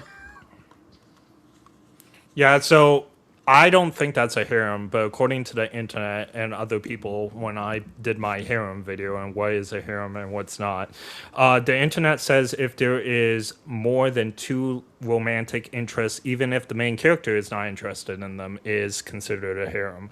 I disagree with that. I think that's silly, but I feel like that's an overly Two- broad definition. I agree. But Two that's is what like- that's two what is the like- AI told me. So. I'll get into arguments with someone if I explain what my definition of a harem is, so I'm not going to go that route. Oh no! On my video, we had all kinds of arguments on what is All actually right, a harem. everybody, It's great. everybody Everyone has shut different- up for a minute. Brandon has to go, so I'm going to let him say whatever he wants to say, tell people where to go, and all that fun stuff. Yes, I do have to take off. I've got a few things I got to do this evening. But you can catch me here on my channel here on YouTube, Brandon the Anime Guy. You can also follow me on the Big Green Machine. And of course, you could follow me on X, but most likely I'll just end up telling you to go fuck yourself. But that's a side issue with my X feed. For those of you who know, I get pretty mouthy. But when it goes to harems, when it goes to an OG, the best of the best, it doesn't get any better than the original, if you would please. Oh, look at that. Look who it is. Look who it is. Biggles is the Oh. harem. Well, on my way to follow you on Twitter soon, you can tell me to go fuck myself. Oh, man. What was the yeah, YouTube man. handle one more time? It was what, anime guy? Brandon the anime guy. Brandon. Yes. That's what Yes. it was. Okay. Gotcha. Yep. All right, that well, you is- seem cool, man, so I'll definitely thank you. subscribe. And check I your definitely shit. appreciate it. And typically Saturdays in the morning at 10 Eastern is when I normally go live. I do try to do stuff during the week, but ever since I switched occupations, my weeknight type stuff is gone. He became the world's Yeah. #1 prostitute. Basically. Wow, that's an impressive title to go to a man, you know. It is an impressive But title. sometimes it just takes a man to dominate a woman's field. That's right. That is so very true. And with the right amount of money, you'd be surprised what I'd be willing to do. I've seen some of the things you've done in your streams, and honestly, Yeah. that's- Truffle shuffling, that's been retired. But if the right amount of money was paid, I would truffle shuffle once again. But the long-suffering missus would be Don't like, don't what the pay hell are him you money doing? to do that. Don't do it. Well, hey, man, it was good. It was good talking to you. Good meeting Yes. you. Hope to interact more soon. Absolutely. Good to see ya, everybody. man. Thanks, Have yourself a man. wonderful night and have a great discussion. Take care. Later, man. Dun, dun, dun. All right. All right, Stop. Biggles, I'll stop getting on tangents. You hit the floor, man. All right. So we I think we've had a good time so far. do I have. Yeah. I've had a good time. I've cast both my fireballs, you know. So I don't know when Lethal is going to get here, but he said if once he gets back from his appointment, if he's still here, or if we're still live, he's going to join us. So I kind of want to hold off on waifus for a little bit longer because I did make sure to put Masato in there because Lethal's I favorite mean, girl. I have my like I told you before stream, I have my work in progress ultimate waifu tier list with 180 waifus ranked right now. Wow, that's crazy. That's I, dedication. I only have 8 waifus in total of all animes. Crimson is I'm just- all 8 of mine. I could make other waifus, but waifu to me is such an honoring position that in all the thousands and thousands of anime I've seen, I only have 8. So it's really hard to get into that 8. Biggles, if you're I'm treating waifu with a little bit broader definition Yeah. of just anyone who like is a like major female character in a series that people would like talk about or fawn over. So I'm not taking background characters or characters who only have like a little bit of screen time. They have to be at least somewhat notable in their own series. Makes sense. So like it's not necessarily all of my like top waifus or like the ones that I would actually consider waifus. It's just literally me objectifying women on a tier list. So yeah, so it's every single person that could be a waifu with your criteria. It's not necessarily yours. That makes more sense. Yeah. Have you done Shy Hero yet? Like the characters from Shy Hero yet? No, I haven't, but I just did Love is War this week, so Biggles, if you're interested, I don't know if we're like going through every single one on your list, but you're welcome to judge my anime list of what I'm watching. You want us to judge my anime list? Let's see. he gets off to it. He likes the abuse. It's really funny. I tried doing I my like it. Just I I don't know tried. where to go with that. I tried doing my anime list, and I found out about it like really late because I've been watching anime for like 30 years. I tried like making a list because someone dared me to do it, and after 16 hours of inputting stuff, I just quit and walked away. I'm so happy that so basically there were 2 essential people in my life that got me into anime, and it's what's funny is they're not in my life anymore. Oh, But this one dude that got me into it used a Google Doc, so that's what I used for a bit. But I just started my anime journey until I found out about my anime list, so it was like maybe 3 months of like documentation on a Word document, basically. Hey, it's darkness. To put it in. Yes, darkness. I've been watching since like 1994 Sailor Moon, and I didn't even know what anime was back then. Toonami just came out, and my mom's all like, "What is this cartoon?" And I was all like, "It's incredible!" And I taped every single episode. It was at 4:30 every day, and that was like my entrance into anime because Why I are started these two watching women Dragon who are Ball. And cousins sleeping in the same bed? well, in the censored American version, I know yeah, that's the yeah, joke I was making. yeah, In the exactly. original, They're they're cousins. scissoring. They're scissoring. Yeah. Dun, dun, dun. Okay, I don't know if my parents ever saw that part though, but that's okay. How do I get to the ones you're watching? Just click the watching. Just click watching. Like Yeah, that. That's everything. literally the green there. It literally says watching 28. Oh, right here? No, wait. Oh. No. Oh my god! Oh my god, I Biggles! found it. I found it. Okay. It's like a monkey trying to fuck a football. A monkey's probably successful at that. Okay. Agents of the Four Seasons, Dance of Spring. It's an 8. 6 out of 14. Yeah, I I'm think we talked assuming about that one. I'm assuming it's a romance, so I'm going to give it a 1. Okay. No, I'm just kidding. It's actually not. Biggles, really you romance. actually What is it? surprisingly like a lot of romance, What? even though you say you hate it. You I don't- I think surprisingly it's don't more so a really. drama so far. Is it? It is labeled romance, but it's only because of the relationship that'll happen with winter and spring later. Oh. Well, okay. Okay, I think you would like Hinagi-ku for the same reasons you like Monica. It's like a must protect character. Okay, maybe I'll watch it. Because when we're talking about the best girls and not waifus, I have Monica and Nano, who are exactly the same character. Except one does magic, one doesn't. One's the muggle, one's One the does magic, one is a fake Gyaru. Exactly. Okay, it says it's a 7.73, and Crimson said it has must protect character. So, okay, I'll accept your 8.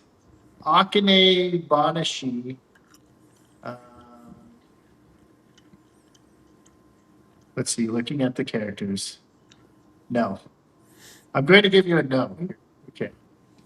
I don't think Biggles would like Akane Banashi. I'm not gonna like it. It's not it's for us. literally about a traditional Japanese art form called rakugo. Listen, I don't hate it. It's just like I was telling Muffler. Yeah, I think episode 4 or 5, whatever the newest one was really fucking good. It's just hasn't hit me like some others. I think it's interesting and it has potential. I just don't think we've seen enough to. Yeah. Well, I'm It can go either way. Well, everyone started really like it. scoring. Every one of my friends started scoring stuff. I usually didn't do that till like near the end, so I was like, well, I guess I'll just do it too. I don't score a season till it's over. Like, just because it could be like terrible. Like, season 4 of Shield Hero, for example, is terrible in the beginning. It gets better at the end, but again, that can be with any season. So I hold my breath till the season's over, even if it's bad, and then I make the decision whether to watch or not. I just score it and change my score as my opinion changes. That's not a bad way either. Yeah. That's what I'm doing. You change it per episode. 7.2920. Okay, all these people that I think that's a perfect, Too low. reasonable score. Too low. Too low. What How dare anime you was that? people. Always a catch. Oh, Hey. I think that is like low Too 8. low. I think Okay. it's low 8. Arceus called this female trapped in a dating sim. I did. Can you explain that? Because as someone who's watched Trapped in a Dating Sim like 5 times, It's his listened to the favorite audio- anime of all time. Listen to Okay. the audiobooks. No. Did I not explain it in my short? I probably didn't. Oh, I didn't. I might have missed that.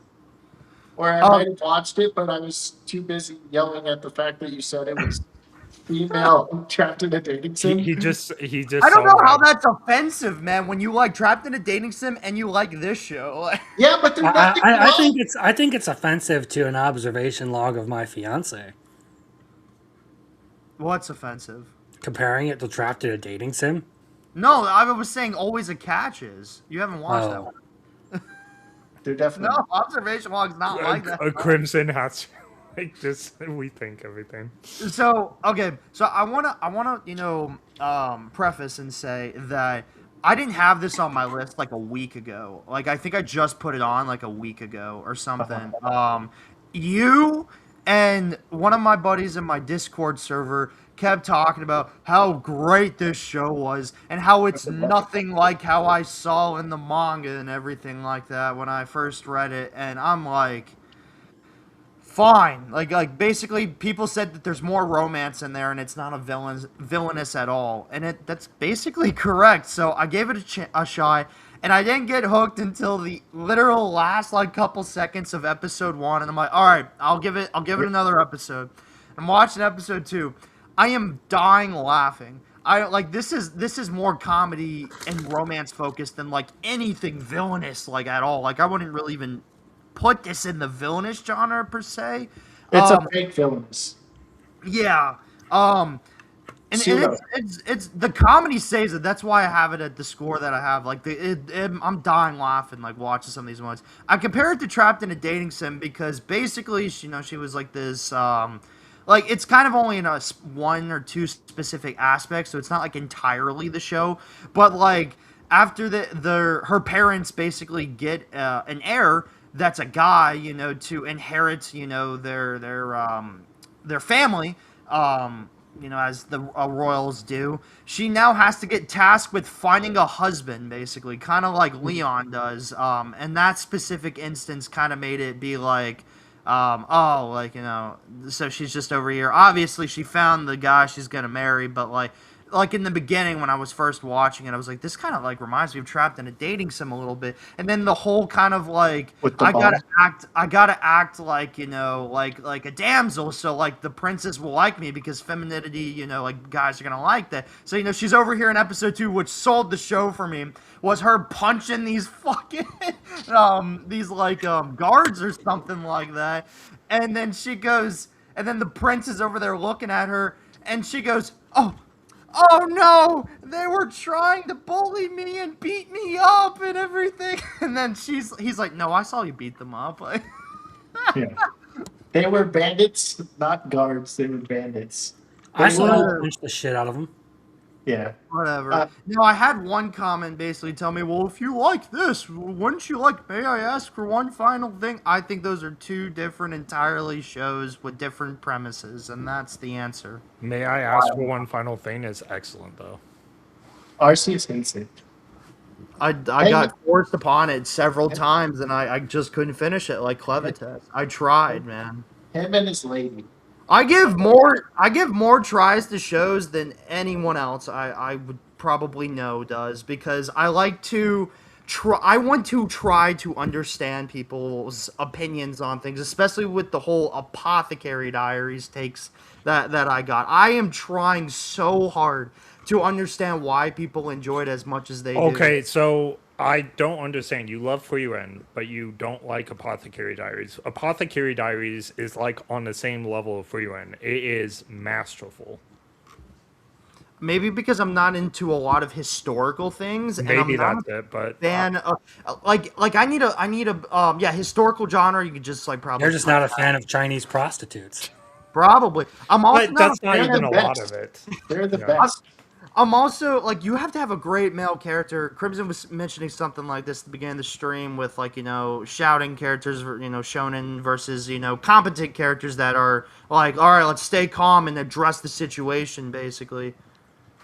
Yeah, that Marcel, that comment is What? what's going through my head I right thought now. you knew that. I thought you knew that, man. Let me say this, okay? If I like it, Arceus isn't going to like it. That's just how the world works, okay? Besides this anime season, we're agreeing. I do want to say this, and Biggles, I know, disagrees with me slightly on this. I think hate Mao you. Mao is one of the best written main characters in all of anime.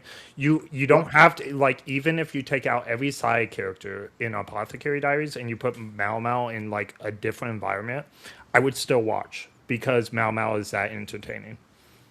Well, Mao Mao is definitely a good character. I could go on and on, but like, I think she's well written. I just like a lot of other different characters. I could go on and on about Apothecary, but my main point is that like I feel like I give a lot of things several tries because I'm trying to understand where people come from, and at the end of the day, I just got to accept it's not for me. and I can find some other show I'm more entertained in. So I really like the detective genre, and they don't make enough detective anime, as we all know. I love everything They detective. don't make enough and good detective anime. exactly good detective anime. Like I'm like the fact that I like the detective is already dead anime is not because it's good. It's because it's one of the only detective ones, right? So the thing is, when Apothecary Diaries came out, Crunchyroll had such a bad info on it. Like it's just a normal detective show. So I watched just simply no recommendation. It only had like 7K votes on it. So no one even knew what it was when I started watching. And I absolutely loved it. And I was like, this info, it's not a detective anime at all, even though there was like some investigative aspects to it. But it's just really well done in like everything it tries to do. It brings out like the best in anime sometimes. It's a very deep and compelling show with a really great MC. you know what, Hinkley, I respect how passionate you are about your shows, man. I Oh, love that. dude, I've been watching for like 30 years. So when I find a really great anime, I like think about it like for a long time. Like, why do I like this? Why? Like, I can go on about it all day. So Um, I hope that well, answers your question, Biggles. let me. Well, that wasn't my question. I think that was Marcel. But Well, the trapped in a dating sim comment. oh yeah. I thought you were going to say because the mom fangirls over him, or That was fangirls. the other reason, yes, too. But I was like, I don't know what he's talking about. I've watched Trapped in the Dating Sim so many times and read it, and when you're like, oh yeah, he has to find, or she has to find a wife, or he had to find a wife, and she had to find a husband. I was like, okay, that happens. That happens a good amount of times, but I wouldn't say that's like. That's not like that's just a subplot where he's like, yeah, I have to go to the school, and if I don't find a wife, then my life is going to suck. Well, Basically, I like romances as long as they're in the same relationship. So I'm like, oh yeah, it's like this because they're in a relationship in the first episode. Anyways, man. all right, an observation log of my fiance who called herself a villainess. This is fantastic. Okay, a It's 7 is too amazing. low, right? This one, It could be an 8 by the end because it will probably be a complete adaptation. Because Brittany read the manga. you know what? I was actually reading the manga and I didn't realize they were in the same show. oh, really? I read like the first like 7 or 8 chapters, and I didn't realize it was the same show until I looked at them again and I was like, this is the same exact cover. I thought it was funny. Brittany thought you would hate it because she recommended it, and I'm part.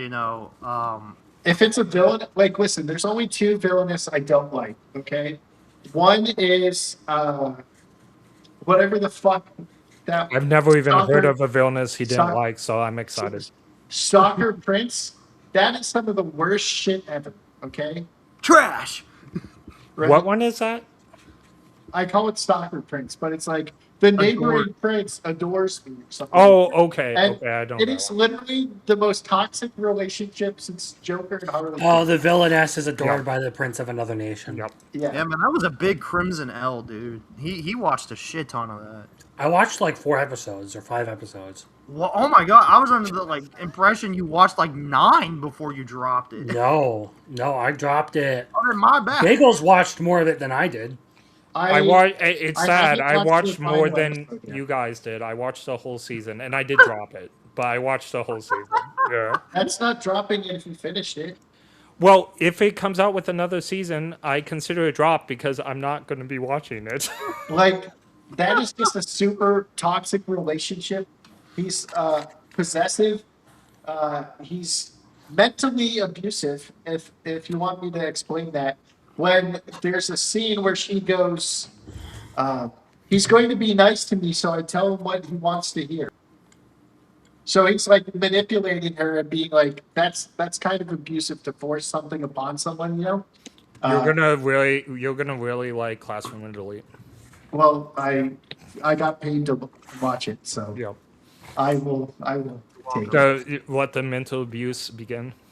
Um, This better be like $20 that you're not like you're gonna watch it and not like I stop after one season, right? no, No, he's gonna watch no, the it whole was thing. He's yeah, yeah. and I'm going to. I'll take notes too, so I can actually talk about it. Cool. Yep. Feel like I fucking hate every single character in this show, just But- the way they talk. But yeah, man, observation log is pretty good. Like, I mean, I was telling Brittany like I really wasn't a fan of the first couple episodes, but like by the time episode 3, when they got to the academy, it's been a banger. Like, it's like the episodes just keep getting better, in my personal opinion. I do love like the- observation as well. I like how yeah. she's like cupiding all the couples together. We're getting some backstories of why couples, are getting together. The heroine is so fucking hilarious and retarded. It's really fun, dude. I wonder if Yeah, she's the, an isekai character too. I think she is. The villainess, yeah, I think she is. That's why she's having such a fucking hissy fit over the whole thing, stabbing the chair and all that. Like, I'm pretty sure she's been isekai'd as well. Yeah, kind of like what was that other one? Well, I know. May I ask her one final thing? The heroine is isekai. But what was that other one that was really fucking bad? Oh, Dark History of Villainess. no. Well, that one's bad, but that one gets better, and it's just a I'm in fucking. love. It's just a shit show. You No, had- it's Stalker Prince. Stalker Prince does that too. No, Where no. the- So you said Stalker Prince. You have one more bad one. I'm right? in love Yeah, with the well- villainess, right? I'm in love with the villain. Oh, that's the Yuri one, right? That's- Because I tried yeah, watching it, well- and I was well, all like, Listen, I can deal with the Yuri aspect of that. It's just Ray Taylor is so fucking annoying as a main character. I can't fucking stand her. But there's also that scene where what's her name? Claire goes, "Are you what they call a lesbian?" And then her friend like freaks out for her and was like blah blah blah blah blah, right? And I was like, you don't need to preach to the girl. She was just like asking a question. And Ray even said, I don't know, I just never liked boys before. And like Yeah, no, that was her I remember favorite that role. Like, Yeah, and then sorry. and then after the girls were like the other girls were being mean to Ray, Claire fucking spills her tea on her. So it's like Claire did the right thing in that situation, even though it's like you shouldn't ask someone that question, But like her friend was such a bitch that I was like, I can't even fucking stand like this side character. You know which characters I like? I like Rob, Claire, and the youngest brother, the youngest prince, whatever the fuck his name is. But other than that, I fucking hate everybody in that show. It's just fucking annoying. I made it to like episode 5 and I dropped it, so I didn't make it even through the whole season. But I think it was airing at the time, so there was only like 5 out. So comedy or whatever, Fully Blossoms when drunk. I have to say, I watched the Coming up first. all the time. Yeah, I have to say, I watched the first episode and dropped it. Now, I didn't think it was bad. It is a Yuri or whatever, but like, I'm like, this is definitely not something I want to watch. This is definitely not. This is like, it like leads heavy into like trying to be romance right off the bat. Like, I love drunk characters because drunk characters are fun and funny, but like, I couldn't do it with this. And I dropped it. And then I heard that they just changed whoever's animating each week. So they like, someone was like, why does episode 3 suck? And they're like, no, we did it on purpose. We're showing off our animators. Yeah, that pissed me off, man. And I was like, okay. Yeah, man, I'll just make a new T-Bait episode weekly and just be like, dude, you just don't get the image that I'm trying to pull on the Classroom of the Elite. 10 of 10 I hate because the characters in the first episode. But I will watch it. Yeah, you don't Watch even it. have a reference on this. You've watched less than 20 minutes of the show. I guarantee you did not make it past the first episode, and if you did, you were hate baiting, and you barely looked at it. It takes a lot of thinking, dude. It takes probably more thinking than like ReZero fans have to think about their lore to know what the. No. Okay, in my Listen, opinion, no. I think so. Listen, No, we have Oh, we go have a ahead. Kingdom Hearts person on here. Okay? I'm a Kingdom If- Hearts if- person too. That's who I'm talking about. Oh, okay. I didn't know. I said we have a You king see, waifu normally when party, people so- start making claims like that, it's not uh, as complicated as they make it out to be. Yep. I used ReZero as an example because one, everyone I know on here has watched ReZero, but how is that a stretch, man? That is a huge stress. You're not So- even caught up. So ReZero. Four. Look, I'm caught up, okay? And I can tell you this, Classroom and Elite is less complicated than ReZero by a mile, okay? Maybe ReZero has I'm multiple and fractured timelines and all kinds of stuff. But Classroom and Elite is a Machiavelli, great thing. And honestly, you don't get the best of Classroom and Elite till after season 1. And that's when the MC starts to really flourish. So the thing about it is, if you're trying to talk about like complicated stuff, ReZero is not ReZero. I mean, Classroom and Elite is not that complicated. Nothing is complicated. Everything is permitted, or something Fine, like that. fine. Like Then, the Assassin's fine. Then Creed. I'll agree with everyone. It's at least more psychological than ReZero. It's more No. retardation. Okay, there we go. I can't really judge because I haven't seen Classroom of the Elite, so I'm not going to argue. It's a lot like Death Note, where like Yagami's outthinking everybody, the MC's outthinks everybody as well, but So it's almost basically, like a what- plaything for him. It's Yeah. Death Note. It's like Death Note, where Mhm. Light Yagami is the reason Light Yagami got caught because Light Yagami isn't nearly as smart as he thinks he is. Well, in this case, Iron Koji is as smart as he thinks he is. Yeah. Like my avatar is like Iron Koji and Light put together. That's like my VTuber. And the thing about it is, Light was a little bit too like full of himself to see the full picture. Iron Koji is not full of himself, but there's a reason why he is the way he is, and it comes from a lot of not knowing about the real world and stuff like this. But he is as smart as he comes. He's not doing this for the same reasons Light is doing it. You can continue, Biggles. I think everyone understands that I have the L take here. Yes, Classroom of the Elite is dumb. No, I'm just kidding. I'll watch it. All right. Demons of the Shadow Realm. For the longest time, I thought that's a Demons of the Shadow Realm, and then they were like, "That's your Damon," and I was like, "What the fuck?" And then I re-looked at it. It's Matt Damon. Yeah, it's Matt Damon. Matt Damon. Okay. Matt Damon's in the Shadow Realm. I like this one. I'm having fun with this. It's really good. I also like Full Metal. So. I've really enjoyed Damon's, particularly because, again, I've mentioned that Yuru is more so the kind of protagonist that I actually enjoy. Like, he's pretty level-headed, actually has skill to back up his what he says and everything, and isn't a complete fucking retard like some shonen protagonists are. Everything Crimson said and more. Yes, I exactly. actually have the exact same opinion. That's a good take on it. Like, give me more characters like Yuru for shonen, and I'll stop talking shit about so many shonens. Thank you. Yes. So the reason why I think shonens are like, and you're definitely right to talk about a bunch of crap about shonen, but shonen was so over-monopolized for so many years because it was like the introductory to the West for like anime and things like that. So our first take was all these shonen characters who were almost exactly the same, right? Weaker versions of each other in some cases as well. So I think that's why we're just shonen MC tired. Yeah.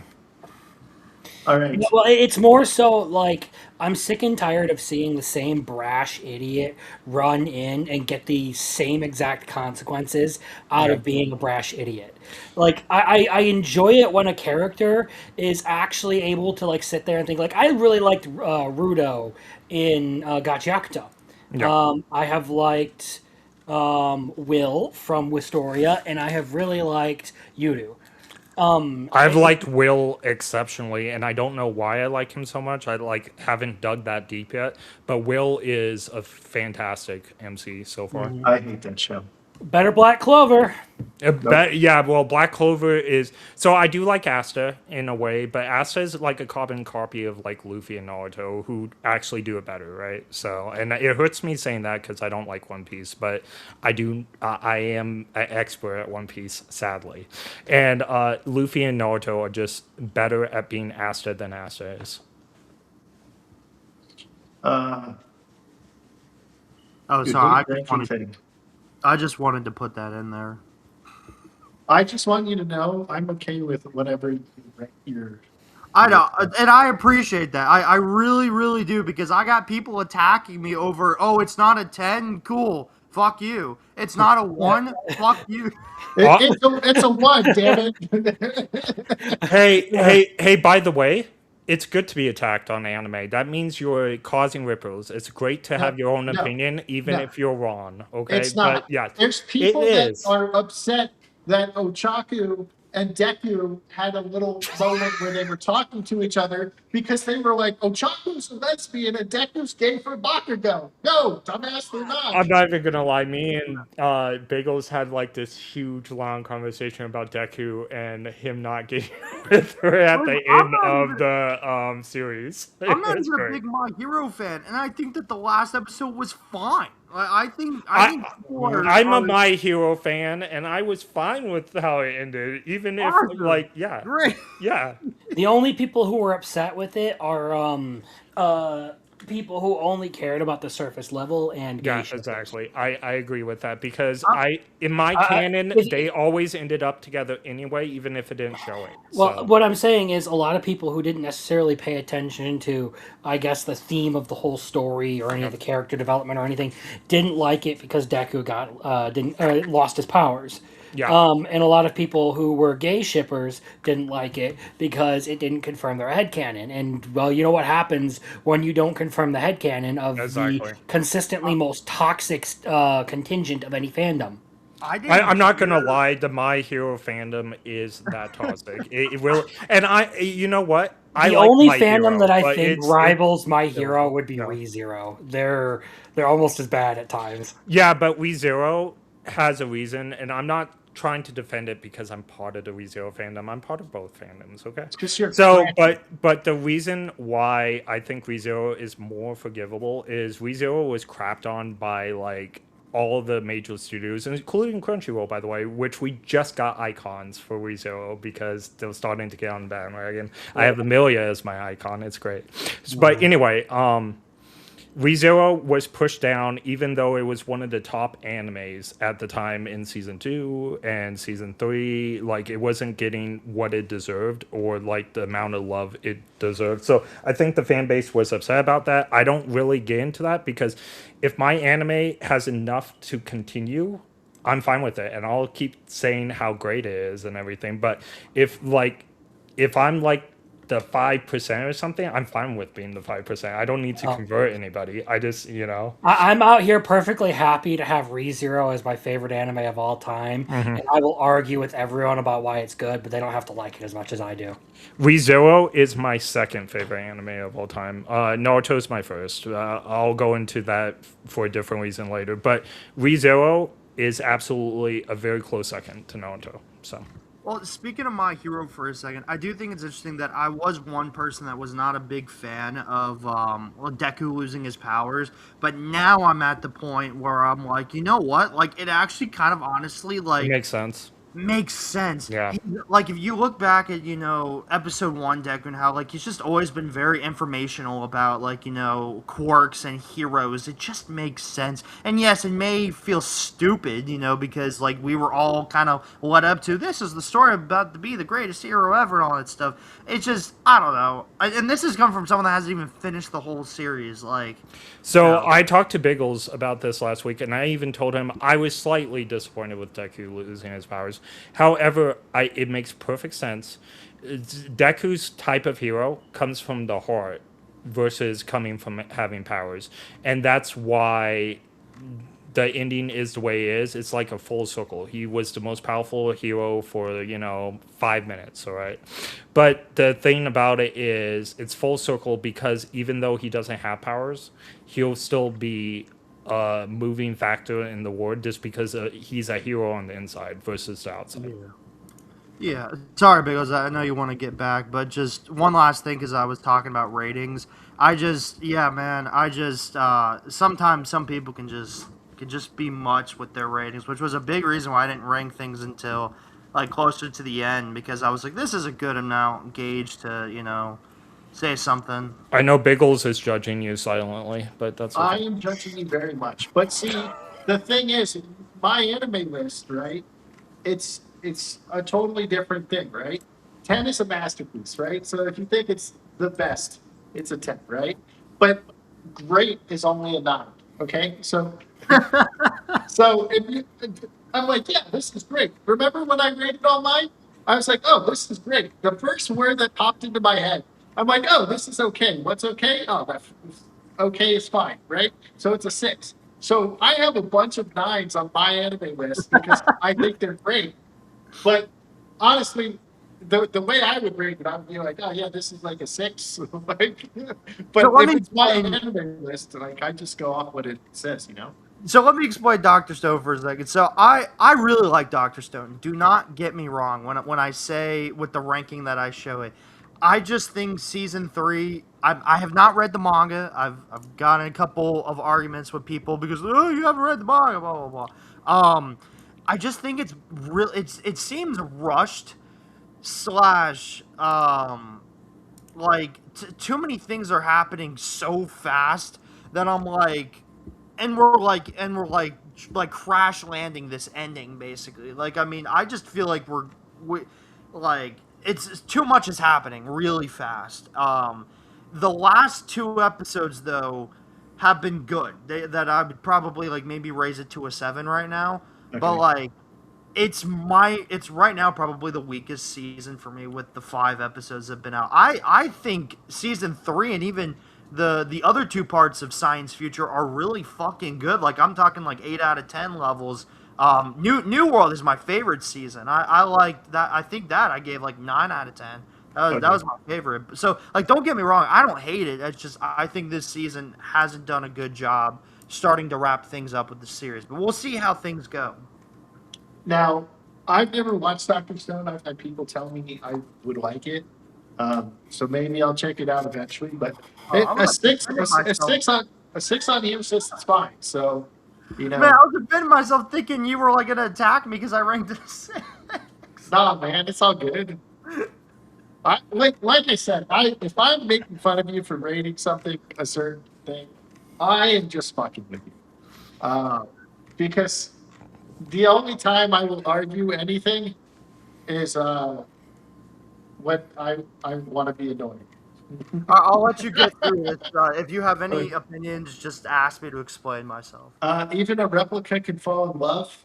Sounds romantic. I'm a pass. I'm gonna give you this a 1. I'm sorry, Crimson, or not Crimson. RC's your 7 is too high. Um, Gals can't be with otaku. I'd say this is above a 5. I would say this is very good. And I know it's a romance, but it really just feels like people doing what they like with people who like the same things. Biggles recommended that one to me. It's I probably like it. I've been going between a 6, 7, 6, 7, like basically, back and forth. It doesn't help that the main character is like literally a like copy and paste version of my high school self. It's really fucking cringy to me sometimes. Not that it's bad or anything. I just You am used like, to watch, oh gosh, Magical Girls. I'm just like, oh, I did that shit. Like if I had 2 girls that actually were invested in my hobbies, yeah. But like, nah, the main dude just is basically a carbon copy of like, and I just watched them like, oh, I literally just like fucking talked about magical girls just everywhere. No wonder why people thought it was fucking weird. Like, Man, I get it. Um, Habaru Teenage New Game Plus. This kind of got like super dramatic. Where it's like where you first meet him, and it's like it's before he goes back to the high school, right before he starts over. He's like, I really pissed me off, right? And then it looks like they're kind of getting along, and then he beats him in basketball because he knows all his things because he played basketball with the kid for 3 years, you know. Yeah.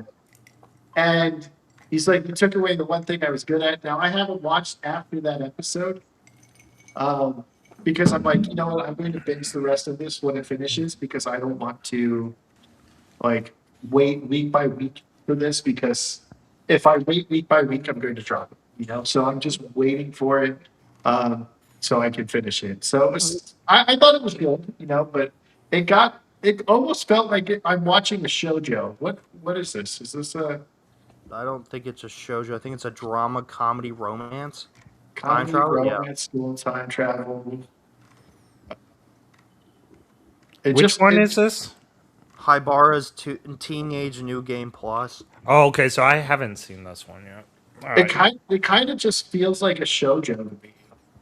It's so interesting, man, because like they really like this really could like like I said, Haibara could be so much better if they the blonde chick hasn't been in like the last 2 episodes. His love interest has not been there. I'm like, why the fuck are we like focused on him going back to pursue her then if she's not going to be in the fucking episodes and will pursue another fucking random girl that's not going to be in game. Sometimes the show is a bit frustrating and it's like, well, maybe if he just went back in time and romance was not a fucking thing and he just like, you know what, I just want to start over, you know, I have some regrets, let me try again without the romance being involved. And he did that, and then this, you know, other girl starts to like him and everything, then yeah, that would make more sense. But he's not going to end up with the other girl, and the author keeps pushing her. And I'm like, this is so stupid. But I can't look away. It's so investing. If I went back to high school, knowing how big of a piece of shit my football coach was, I would have played a different sport. I would have made sure I played baseball. Like my football coach was a piece of shit. If your parents paid more money, you got to start over another kid.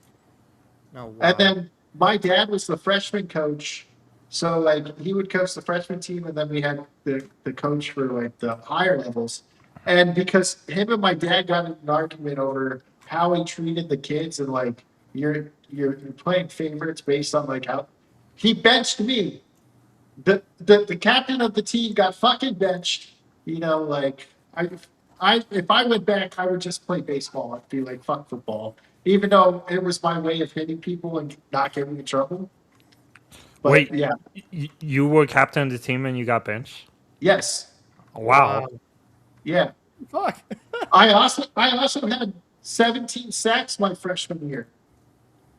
Oh, wow. Like I fucking dominated. And my coach benched me because he got in an argument with my dad. And the other kids' parents paid more money.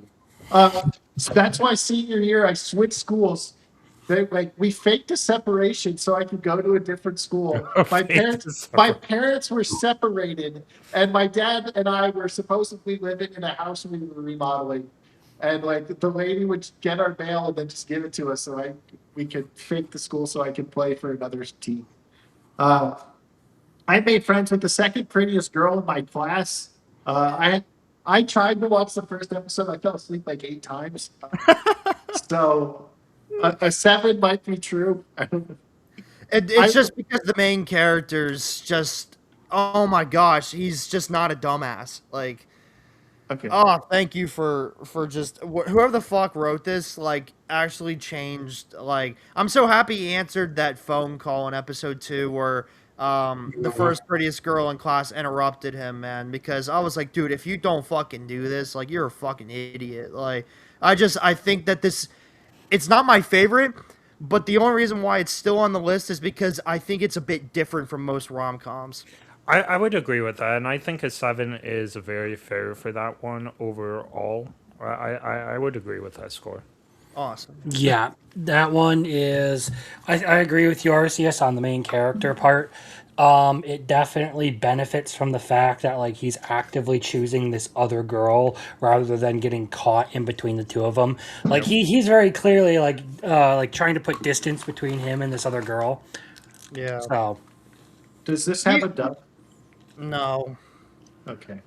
Then But even then her, straight like, for sleeping time. But Yeah, but Biggles, you watch things that have sub all the time. You used to only watch dub, right? But you've watched tons of things that have sub now. You have no problem with it. I know, but I'm saying I can't fucking read this without falling asleep. This Yeah. is, like I said, this is great for sleeping time. If, if it had a dub, maybe I'd try to watch it. But right now, I'm just like, fuck it, Fair. I'm going to sleep. I want this end, or I want to end this love game. If it doesn't have old Greg singing "Love Game," you're not gonna like it. it's a one. Okay. No, It's Love so Game fun. is literally knockoff Kaguya, and considering I just did a No. whole fictionology on that series, I'm not watching Love Game. I've already dropped it.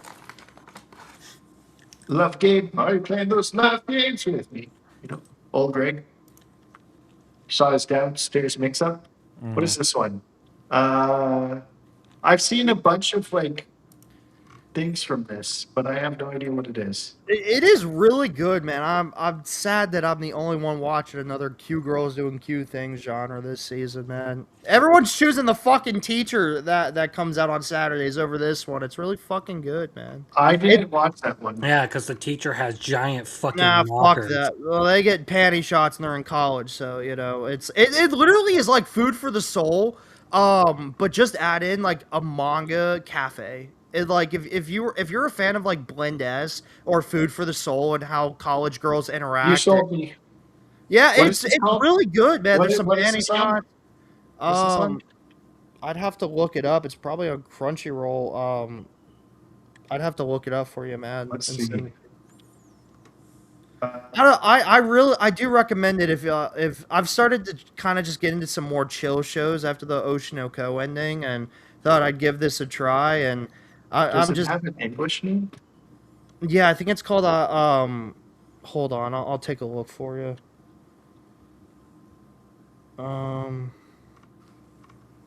Does this say what it's on? I don't know. Available on X. Oh wait, scroll for a second so I could like type down the name on. Let's It's see. available on OnlyFans, guys. Yes, I've already got it. The English translation is called "Living in a One Tatami Room," which makes sense because they do. It sounds like OnlyFans as well is gonna go under. Like they're not doing well as far Oh as yeah, no, they're in a word of her, and you know what?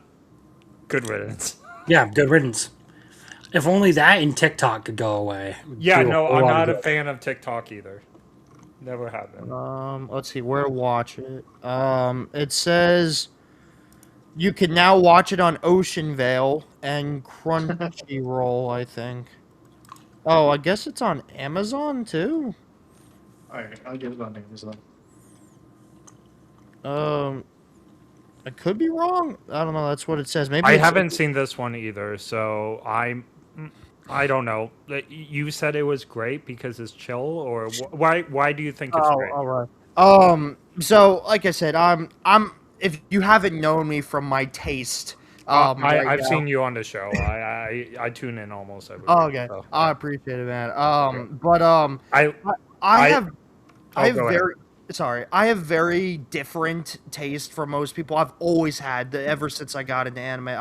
I love the Underdog series way more than like the big hit shonens or isekai. That's just always how Hey, I've been. Yep. Underdog was fucking awesome.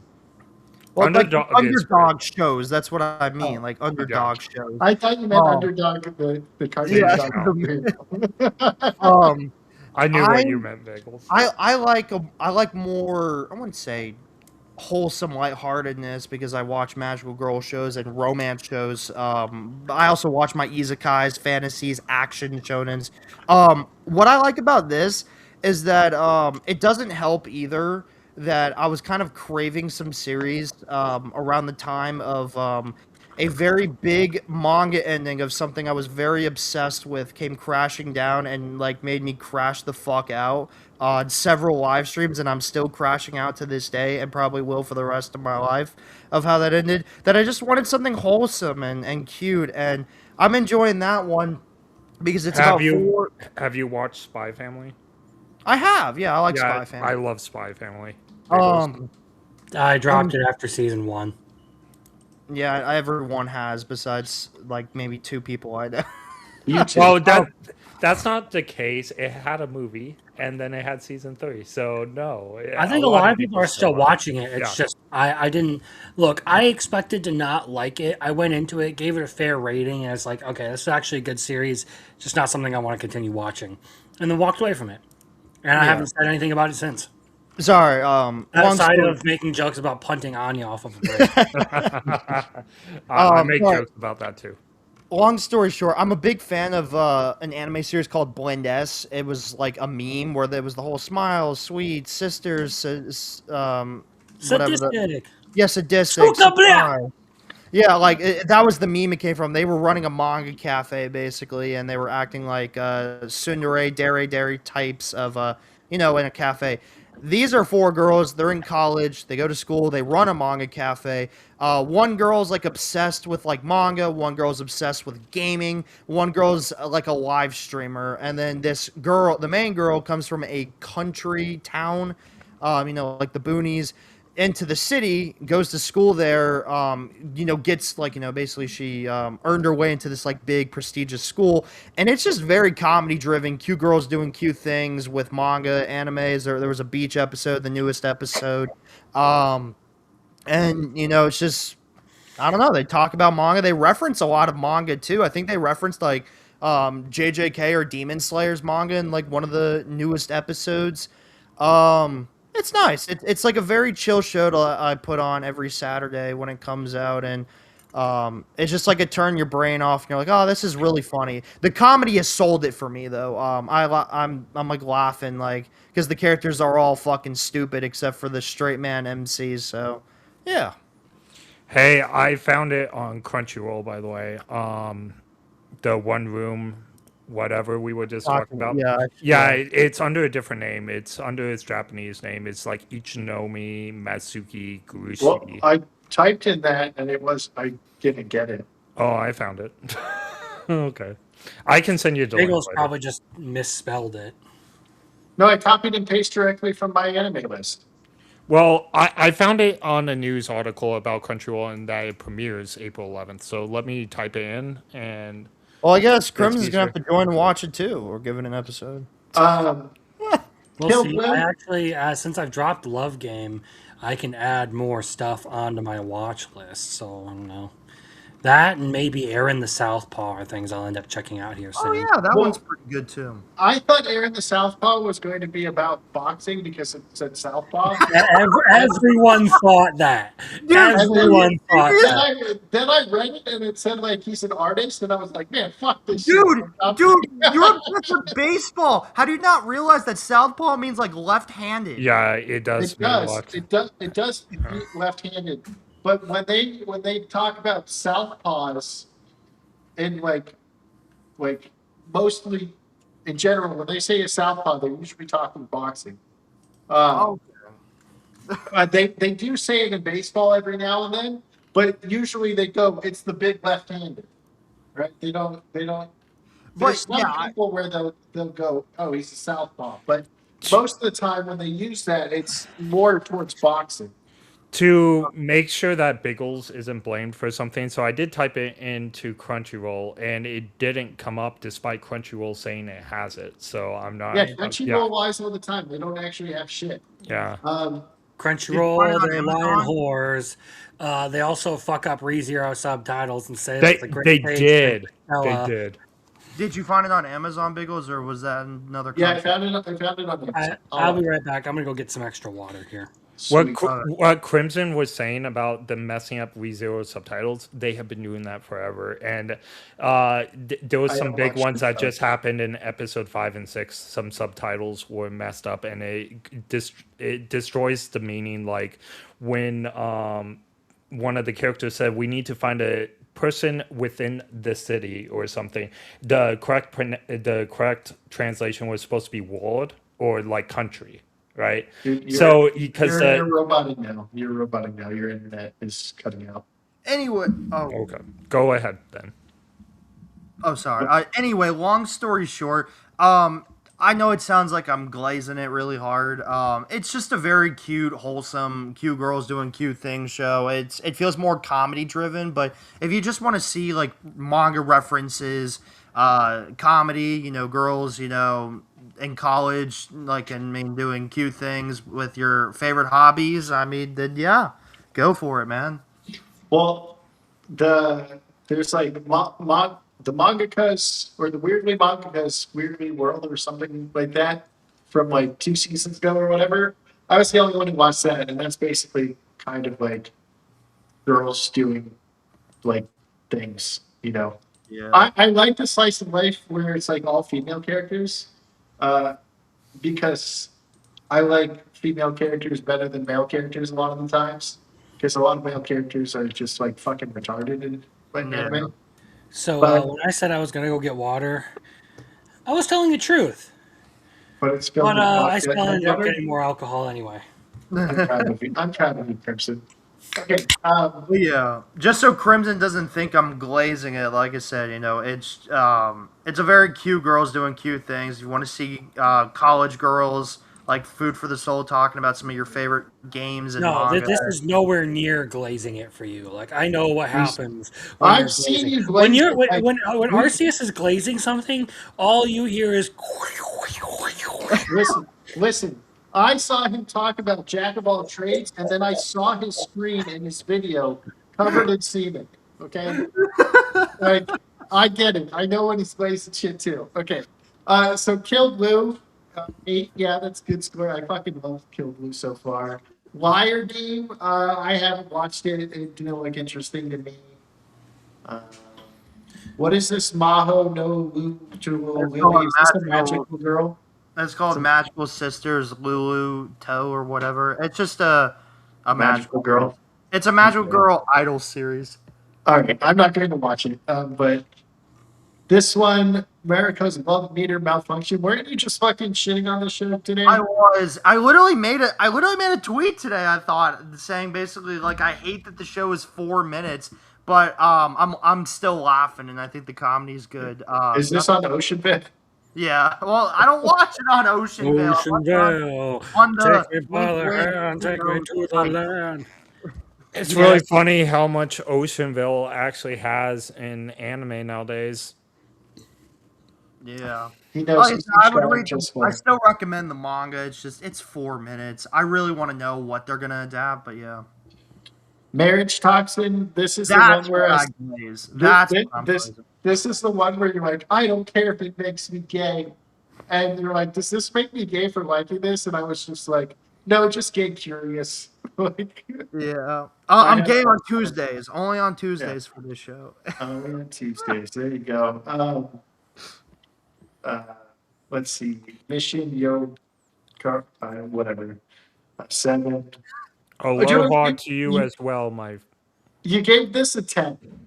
I did. It's probably like maybe a 9 right now. You know what? I will forgive you for this 10, and the reason why is it's fucking awesome. I have like no complaints about it. I really have nothing bad to say about it, dude. I fucking love it, dude. Maybe subjective 10, but maybe like a 9 probably. So the friend, right? When Oh, the when he's like cleaning her ears, right? And she's like, take it, it's so cute. And she's like, they're fucking you. The Biggles, funniest you thing- went robot during that. Oh, sorry. The funniest, I have Starlink, so I'll cut out every now and then. Yeah. Like if a cloud passes by. Hey, you have Starlink too, so you get shitty connection during bad weather. Yeah. Dude, what did you Starlink- think when Kanon was like confronting the childhood friend in like episode 3? I thought it was hilarious. So I think the show is funny, and the fact that there's so many innuendos in it, and like it's like the most. How do I say this? It's like the most like tame shit that they're doing, and it's just like the words that they're saying. That there's some characters where they're like, can you not phrase it that way? Instead of doing the phrasing that happens in Archer, the Dragon Broad from Baja Neko is best girl. Beast, No one wants to watch Baja Neko, okay? Crimson's like, I want that out of my life. Rent a Get girlfriend. him out of here. Rent a girlfriend. Get him out of here. Or season 5, a 6. Too damn high. What's Well, funny is Rent- that maybe Rent a Girlfriend's just going on so long, no one cares that I've ranked it like that. Yeah, care. I got more shit on my fucking bait ranking, which I've been going down. Like it's been getting worse. How dare you rate that a 6? That was your favorite show. Did you? It's really funny that you ranked it as 6, even though that's the part where the rent a girlfriend portion of the show ends because everyone finds out that she is a rent a girlfriend. It's really funny because I read the manga all the way through, so up to like 404, right? So the thing is, I know exactly what's going to happen, and the show actually did a really good job depicting on like what happened with the panels and everything. I enjoyed the reveal, even though I knew it was coming. I know you know more info than I do, and I want you to know, you may like it. You probably do like it more than I do, or well, yeah, you probably do. I think it's an okay series. It's not the worst thing I've ever seen. It's far from. I know Crimson. I've seen a lot disagree. worse. Yeah. I've seen a lot worse. It's fine. I just don't think it's. Honestly, if people ranked it even a 5, I wouldn't even argue. It just feels very average to me. Which I hope that I'm not trying to offend you, man. No. It's so nothing offends me. I've met people who love Rent a Girlfriend 10 out of 10 like I do. I've met people who hate it based on one, but most of the people that I met that hate it haven't seen it because of the premise of Rent a Girlfriend. It's just an okay That's show. just me. It's just It's watched not one just you, season, Biggles. It's not just you. So it's not that I haven't seen it; it's that I've watched enough of it to determine that I don't like it. Yeah. yeah. Well, so this is one thing that I know when people don't like it is when they go, "Hey, the guy inserted himself in it." Yeah, he probably did insert himself in it, but he inserted himself in it from the very beginning. There are panels with him having the black hair as far as like season 1, right? When he's like, he turned bleach during like the college thing, so he wasn't naturally orange head, right? But the same look as what he is now was what he was before he went to college, and that was revealed in very early in the manga. It's not a new thing. It's not a shocking thing, but everyone took it as a I'm shocking going to tell thing. you the same thing I've been telling you. Then why, just because he looked some way before, that his facial structure doesn't change back to how he used to look because you change your hair color back. Biggles, I agree with you, but that same facial structure was the flashback Yes, in season 1. but it's a flashback. It's not fucking current. Your face does not just fucking change one day after the next to go back to what it was. Again, when at the he beginning. changed his hair bleach, it shouldn't have changed in the And first place, Crimson's right? like, I'm Yeah. happy. I don't like Rent a Girlfriend. Yeah, But I'm it sitting just- here like none of this matters because he still starts slaying pussy the moment he gets to look like the author. I know I already vented to Crimson about this, but like I don't want to go into a long conversation of this, so ignore me if you think I'm wrong, Hankley. But yes, Kazuya's is a problem. I think Chizuru is the bigger problem in the whole situation. That's just my take, but yeah. I like them both. So Kazuya doesn't like rub me the wrong way, and neither does Chizuru. Rugby. Yeah, I knew you were gonna say that. But Hilarious. here's the thing. Kazu bothers a lot of people because it's a little bit too real, okay? Kazu starts out really pathetic at the beginning, and when he goes through the season, like at the end of season 3 and Yes. start of season 4, he starts being a little bit more pathetic again. But that's like real life though, right? It's a little bit too real. Sometimes we're going way Yes. up, and then other times we're right down. Like we take 2 small steps forward and we take 1 big step backwards, and I think that really turns people off, but that's actually Yeah. really close to real life. Yeah. It's true. Listen, I'm not going to argue with people that think Kazuya has no character progression. That's awesome, man. I won't argue. I that, like a better right there. That's cool. I won't argue that Kazuya has no character progression. People want to argue that he's a terrible character or whatever. Because I exactly know I know exactly what you mean. I wasn't I compare my life, as I'm sure everyone else does, and I think about, man, I was like, man, I really I could have handled that situation better, even with all the character growth, slash experience and maturity that I've had throughout my life. Yet I keep making this same dumb mistake, or I keep doing this wrong, or maybe I disappointed someone because I could have said something better or done something better. So you're not wrong there. But I think at the same time, a lot of people, not self-insert, but they are watching a story hoping for character progression, and Rent a Girlfriend does not provide that, from what we see. But after season 3, I think what pissed me off, which was what I wanted to get into, was Kazuya. I was literally about to drop this. I hated season 2. I was not a big fan. Season 3 I came back to I because of the love film season arc. 3. Season 3, yeah. Season 3 was the film arc, as you know. That was really good because I liked it. Kazuya Yeah. actually manned up and had a shit ton of character progression. Agreed. Like how he acted, how he was How acting mature. yeah, he was acting very mature. Yep. And then season 4 happens, and then you go kind of right back to where he was. So, at the beginning. so he's not totally back where he was at the beginning, right? He has that one fall at the beginning of season 4, which, like so many of us do after such a high point, right? But Yeah. season 4 is like rebuilding him. So Kazuya is changing, but his change hasn't totally manifested yet. So he's going to bounce back and forth a little bit. And again, people don't like that. It's a little bit too real. Yeah. But us as human beings, we go through that all the time. And it's not the most pleasant thing. Like when season 4 started, I was very unhappy with the first scene and everything. And then then I thought about it more. Okay. And then I was all like, man, this is actually really good storytelling, even with that, because a lot of anime just don't do it like that. You go on an upswing and you stay on the upswing. You see what I'm saying? Yeah.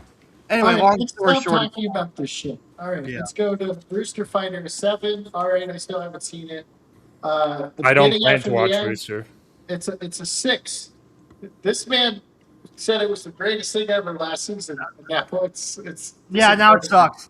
Now it sucks. They improved the animation and then gave you 4 episodes of filler in a row. Fuck this show. Wait, so what show is this?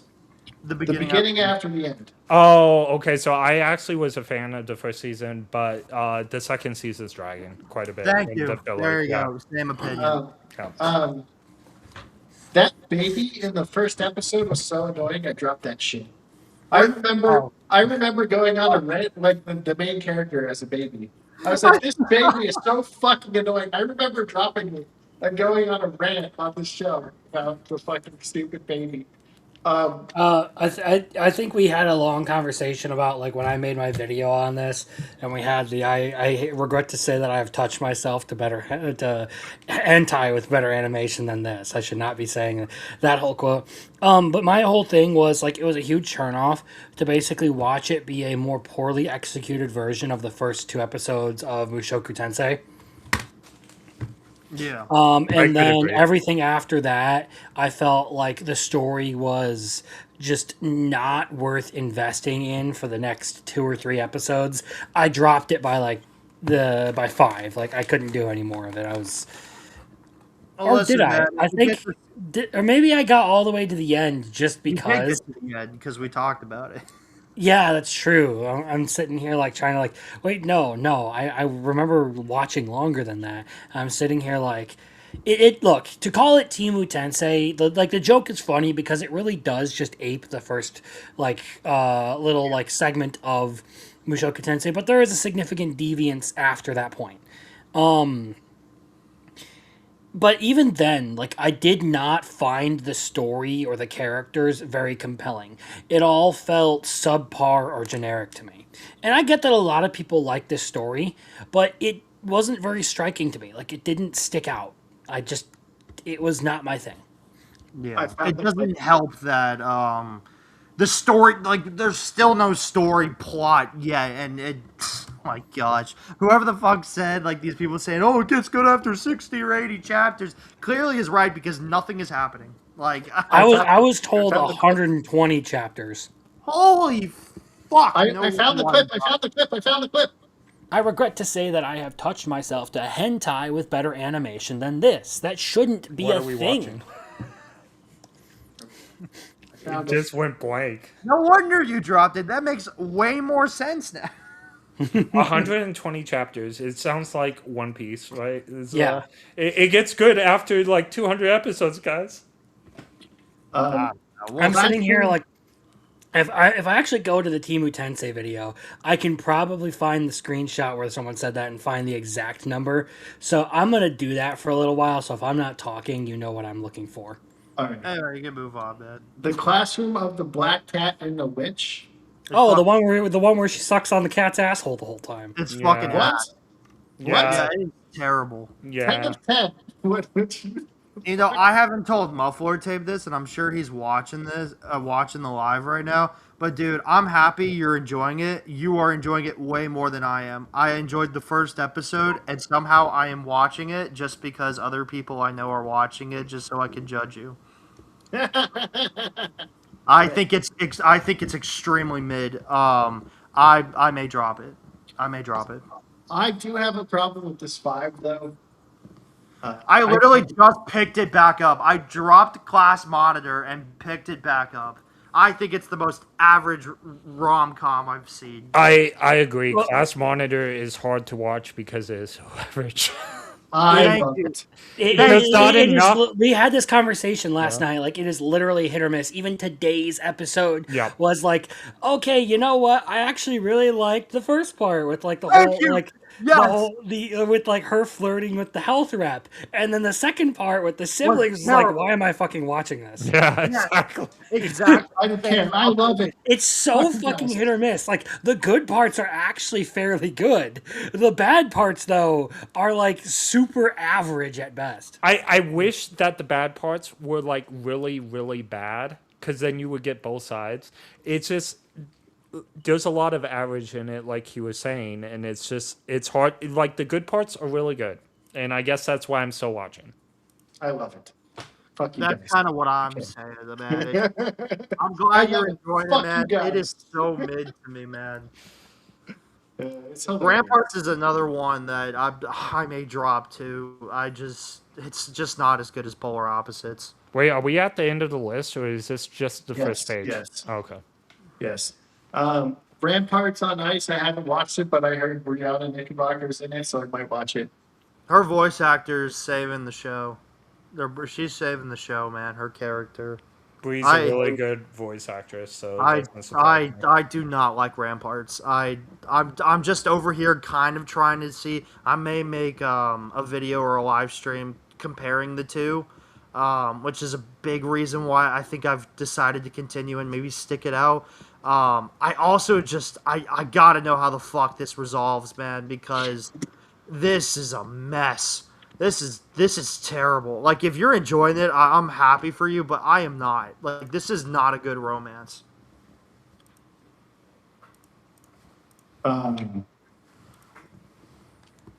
So I'm okay. Crimson, are you going to share it, or do you are just going to say it? I'm just gonna read it here really quick because I finally found the tweet section inside the sure, the first 50 chapters suck ass, but the Academy Invasion got real dope. You see, speaking of that, right? So the manga only got good after 120 chapters. There we go. That's where that came from. So 120 chapters must have been like episode 50 in there. Yeah, which is like 50 chapters of the book. That might be something off my list then by tonight. Okay, that's cool. I don't know This if comes it from got someone who's actually read it. Here's the full tweet. For the record, it's a book before it became a manga and now an anime. Although in the manga, it only got good after chapter 120, which is when it gets to chapter 50 in the book. So yeah, it's not great. Yeah, the story takes a lot of time to truly get going, so it was practically doomed to fail without a good animation hook. Where's the other tweet that I had in here? That So was the did first it part of get this stuff? canceled early? Like, is it still going or no? Oh, it saddens me that the anime watchers and casuals will start thinking that the beginning after the end is just a cheap ripoff of Mushoku Tensei because of inferior animation. Because T-Bait is far superior writing wise. Seriously, sure. He says T-Bait is far superior writing wise. Sure, the first 50 chapters suck ass right after that. Yeah, listen, it doesn't help that I was really gonna glaze season 2 because I heard about this academy arc and all this shit that was literally about to happen, and we literally skipped through all that shit in season 1. The pacing is terrible in season 1 because we were getting up to that point of the academy. Just for them to fucking hit you with 4 filler episodes that have nothing to do with anything of the fucking show, basically, or plot ever in the future. It's a waste of time. I felt. Oh, go ahead. Nothing in those 4 episodes has anything to do with the story from what I read from people on season 2.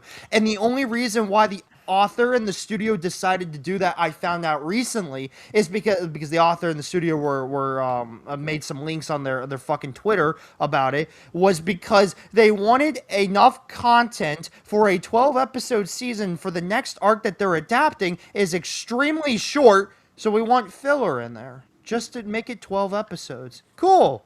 Start adapting the next one. I don't fucking... Yeah, no, I disagree because you're gonna get people discontinuing from it. Like, Meanwhile, I'm sitting here like ReZero could have extended their episodes and had a full 24 episode core, but they decided to go 19 and cut an entire fucking segment where Roswell talks about how Rom needs constant supplies of mana or else she gets chronic pain. Yeah, no, I was very upset about that too. It just doesn't make sense. I don't know why the fuck ACAD and the author think that they know what the fuck they're doing. I have no defense. I have no idea what the fuck is going on. Here's the thing: is I've been hanging out with Vagabundo on Sundays and stuff like on occasion, and every time I bring this kind of stuff up, he'll mention stuff about how usually anime is like an advertisement for the source material, and I don't know if I agree with that. But I guess I can kind of see it in certain cases. Nowadays, it doesn't feel like a lot of anime are actually advertisements. It feels like they're actually full-on investments. Yeah. But some of these shorter ones, probably. Some of the lesser-known ones, probably. But for something like T-Bait, I don't think this is an advertisement. I think this is legitimately an adaptation where the studio and the publisher are trying to make money off of an IP that was actually popular. Yep. That's interesting. Sorry. Yeah. Go ahead. You can. I won't take long. And that's interesting that you say that, Crimson, because the only reason why it had a season 2 announcement is because it was supposed to be 24 episodes in the first place. I really have no clue. I personally don't think it's going to get a season 3. If you had to, like, if someone asked me, I don't think so. But is the chances 0? No. I think it could get a season 3, but we'll see. We'll see when it ends in the next 8 weeks. So there's a good possibility that I will get a season 3, and so a lot of these animes aren't done by popularity. It's exactly what Crimson said, and whoever your friend was, he knows the history of anime. So the majority of anime is not full-on investments. Like ReZero is a full-on investment. Most anime that you see 1 season to 2 seasons for have nothing to do with popularity. There's a lot of things that are popular that don't get another season because it's for the merchandise, the toys, and for the source material. Let me give you an example. One of the most popular romance villainous anime of all time, Seven Time Loop. And they did a really good job with the season 1, but it's only intended to have a season 1, even though there's plenty of material to make a season 2, because they're only selling the source material and the toys, that studio. There's actually the majority of studios invest in that. So if you see a really good anime that's 1 season or 2 season and not being adapted full, that's because it was never planned to be that way. Yeah. Yep, exactly. Okay. Yeah, no, I know the big thing, like, there was a whole thing about, like, My Dressed Up Darling was not supposed to get a season 2. Correct. But the absolute popularity of it actually pushed the studio to make a season 2. And again, that's one of the few that actually listened to the popularity for it. Yep, that is correct. I didn't know that. But again, it's a majority of anime, unfortunately, is to push the material. Well, They think only 10% of all Japanese people watch anime, and that's what they mainly make anime for. It's the Japanese people. And then West gets a pretty big paycheck, and of course, it goes from anime to anime. yeah. But the majority of anime is made for the Japanese people, and the Japanese, only 10% of the Japanese people watch because it's everywhere, right? So the thing is, it's a giant commercial for the first season. And Yeah. that's some of anime, that's what's intended for. And then other anime like My Hero, where they know people want it or whatever, they Yeah. will do the full canon like right away. And I do agree with you because I think I read this as well. The beginning of the end or whatever we've been talking about. Yeah. They were planning to do a full thing because it is popular in Japan. Yeah, yeah, I know that. We're living kind of in some uncharted territories here when it comes to some certain series. Like Kill Blue is having an anime when the manga was finished before the anime got adapted.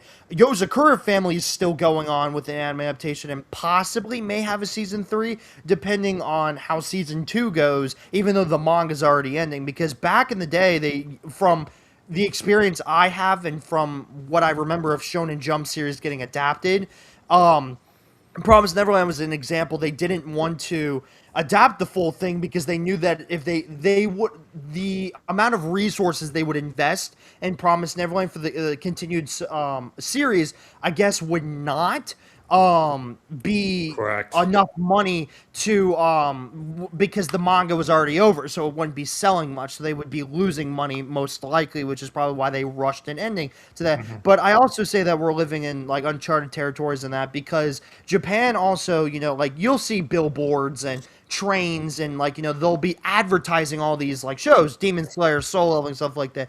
I was talking to someone in my Discord server that actually lives in Japan, and he was kind of giving me like the ropes of like what he sees. He sees marriage toxin everywhere. Yep. He sees witch hat, daemons, ReZero especially, and everything Apothecary like that. Diaries for sure, because Yes. it's the number one in Japan. My sister-in-law lives in Japan, so Yeah, yeah, Classroom of the Elite, he says, is really big over there. huge. He says he hasn't seen the beginning after the end marketing, but he knows it's extremely popular over there Yeah. in Japan versus any other country usually. Yeah. Anyway, I can go on and on. Korean, right? It's probably more popular in Korea than Japan. I Yeah. think Japan liked the anime more than Maybe. Korea. I don't quote me, but I thought I read something that Japan was the main market for that anime adaptation. The sale. That's correct. Also, did you know? Yeah, there's several anime that's not popular over here that is getting like 5, Yes. 7 seasons. That's huge in Japan. Japan is the number one market that they look for. Sakamoto Days, Yozakura Family. These Exactly. are two animes that are not popular in the West, or I wouldn't say they're not like Solo Leveling JJK level, but they are extremely popular in Japan, man. It's interesting. That's why I'm not waiting for, worried about solo Sakamoto. leveling season 3 to never happen, and all of the solo leveling fans who are talking about how great it is just fucking cry in silence for the rest of their lives. Anyway, All Biggles, right, I know let's- we could talk more and more about Let's it. let's get to the last one, and then we'll jump into the best girl arguments and all that Yeah. shit. All right. Witch Hat Atelier. Ready for my hot take? Sure. I like it, but I fucking hate all the characters. I don't give Oh a shit my about god. any So of them. you're just Marcel and Andrazi and all the other people, me, Crimson and Muffler, I've been fighting against. It's a slow burn, and it takes a little while for you to actually get the characters' backgrounds and kind of understand them. A guy is definitely going to get better over the course of the series. I believe it's during the purple-haired bitch. she's the one who pushed Coco into the first trial. Yeah, she's a bitch. I don't Yeah, like you're her at all. she's gonna get better over the course of this. I'm 9 volumes into the manga. Okay. So like I have a little bit of perspective on this. Keyfree is definitely going to be far more interesting as you get deeper into the series, especially as you sort of learn what happened to each one of these girls he's taken in as apprentices. You'll kind of get a better perspective of him as being like, a good teacher, but or at least a caring teacher, but a very, very questionable man who has his own goals and is definitely willing to push the boundaries of what is allowable if it gets him closer to his goals. I feel like episode 6 even like established exactly what you were saying with Coco and Kiefer. Yeah. I have not watched episode 6 today. It's the one I didn't get around to. I haven't read the but manga. Oh, go ahead. I've read the manga, so I kind of know what's going to happen with Orugio's introduction in all of this. But yeah, each of these girls actually has a decent backstory. So Tetia and Riche are you're gonna learn a little bit more about them and what like pushes their character or pushes their personality to be what it is. And just overall, I like the way that they do magic in this. It seems a little bit more immature at times, but I find it sort of like whimsical and fun the way they approach magic without necessarily compromising on its power. You sort of see that with the whole dragon thing where Kiefer makes his water dragon in that last episode. I really like their take on magic as well. The only characters I like so far is the main character and Magic Gojo, as I'm calling him. But Kiefer came before Gojo. yeah, It was- but it came out in 2016. I haven't read the manga. So or anything, Gojo- but Magic Gojo. That's what I'm going to be calling Gojo him. is Kiefer's. Yeah. So which copycat. one's your favorite, Go or Joe? Joe. Gojo. Joe. I love the drawing aspect for the magic. I love when they push magic boundaries in new series. Like, I love Freeland's take on magic. I really like this take on magic. There's some stuff in the future that I've heard about the show that I probably won't like as much, but I feel like it has a very good base, and I feel like it will apply even if I don't like everything. I will like enough to continue the series. So the thing is, I'm excited to see what happens. I don't know what happens. I'm very much in the blind, but what I've seen in the first 6 episodes, I really like. Yeah. I don't give a shit about any of these characters. I'm trying to keep watching to hope it gets better. Crimson tells me it gets better, so I'm going to trust definitely it. a slope. If they do, I guess I don't want to say Snake Way because that's Dragon Ball. I forget exactly what it is. It's like the Great Serpent Road or whatever. If they do that part, things are going to get a whole lot more interesting because that's where you're like officially introduced to the brim caps Okay. I think Those they're are- going to and end what it it at- is that like actually makes them evil. I think they're going to end it at the second pentagram test. I think that's where they're going to end season 1. So you think they're gonna that would be the Serpent Road. Okay, then yeah, that's what I think. Because If they do that in season 1, you're gonna get a whole lot of crazy shit. Yeah, because the next 3 episodes are going to be the next 3 arcs. It'll be 1 arc, 2 arc, 3 arc, 1 episode each, and then we get to the second pentagram test, which will be the last 4 episodes. We should get so we get El Rugio this episode. I believe next episode should be the river, yes, and then that's going to introduce us to the Knights Morales, and then we're going to go from there to Yeah, so we're gonna do the river, the twin bottle arc, the silver sight arc, that'll be 1 episode each. I think. For each that arc. was right. You're gonna Tarta. You're gonna get Tarta's arc. Yeah, and then the second pentagram. Yeah, that's what I think it's gonna do. Yeah, so I hope it gets better for me.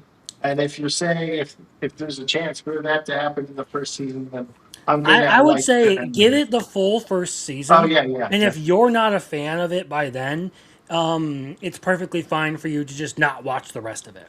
Yeah, definitely going to give it the rest of the season.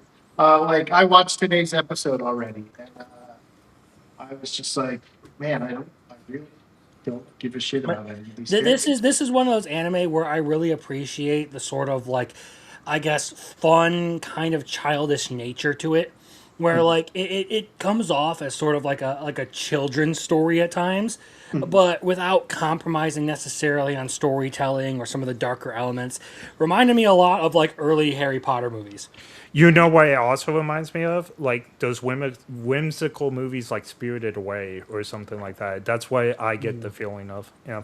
And it's really Hobbit was unfortunate that good. Kamame Shirahama is under fire for the UNESCO interview. So, because now I heard 'cause now- about that. Yeah. Because now a bunch of people are acting like, well, it's an industry plant. No, this was a manga that was popular I before any of this. I Yeah. told him about that after watching Crimson's video. Yeah, this manga was what 2016. The whole movement was 2017. So, like I said, I probably won't be for everything that it's preaching or whatever. But if it makes the other parts fantastic, then I'm fine with watching it. I will tell you that I got 9 volumes in.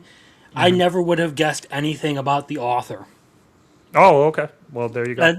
The stuff that like people complain about seems to be far deeper into the series than even I am at. And I have all currently available 14 volumes there, so I got some reading to do still. So, like I said, I don't judge anything based on like the bandwagon or something. I'm gonna see for myself whether I agree with it. But if you just jump on the bandwagon, you're As gonna should be done. exactly. If you just jump on the bandwagon, you miss everything. Did you know that back in the early days of ReZero, someone told me that it was going to be a harem and that he was going to be with like every girl in the show, and it almost made me drop the series because of how deep the show was being, and I was like, if it's just going to turn into that, and then it didn't. Technically, that did happen, but it was an April Fool's joke that Yeah. Tape wrote called Lust If. Yeah, exactly. But it's not canon, right? It's not. It's an alternate yeah. timeline like all the Exactly. If stories are. But Which would be actually really cool to see as a spin-off if they just did like a whole like side series where they did all the If stories. Because some of them are interesting, like Pride If, I believe that's the one where he teams up with Elsa. Yep. I don't know if you heard this, but the author is playing around with the idea of doing that after the series is over. So I don't know if he actually will, but it would be like shorts, but it would be like a season long if like ReZero's gonna go until we die. If Well, not Well, here's the thing is, Yeah. it's really speculated. Tape has said that the series is only about halfway over. Correct. But at the same time, it's also sort of been implied that like he's only going to run it to like arc 15, and we're on arc 10 now. Well, so everything I've read so far is it's going to be till arc 12. It's just arc 10 is going to be super long, and arc. Well, given some of the Yeah. shit that's just happened with the latest chapters, I'm not caught up, but I get spoilers. Yeah. There's some crazy stuff going on. The Wallachia saga does seem to last long. Like okay, there are currently 41 books, all the way up to or 42 or something, all the way up to the end of arc 9. I'm on arc 7 and I'm at 28. So it's funny because I remember when arc 7 was coming out, and that took like 3 or 4 years by itself. The thing about the author has always had an 11 arc in mind. He announced last month. I remember reading the article now because the memory. So the author grudgingly moved it to there's going to be 12 arcs. He didn't want to go past 11. So there is going to be 12 arcs. He is only halfway writing. Arc 10 and arc 11 were so long that he couldn't finish it in those arcs. A lot of people are thinking the manga or the light novels that he's writing is going to go to 2030 or 2032 at most. I imagine. I'm curious to see if they're going to immediately launch into the Wallachia saga after season 4 here, which would be really cool. But if you're familiar with what happens at the end of season 4 here, I am. that would be one hell of a cliffhanger to just leave people on for years. It would be so funny for that to happen. Just leave on that cliffhanger. Motherfucker would be pissed. And then, like, later announce that, like, yeah, we're going to actually pick up and do season 5.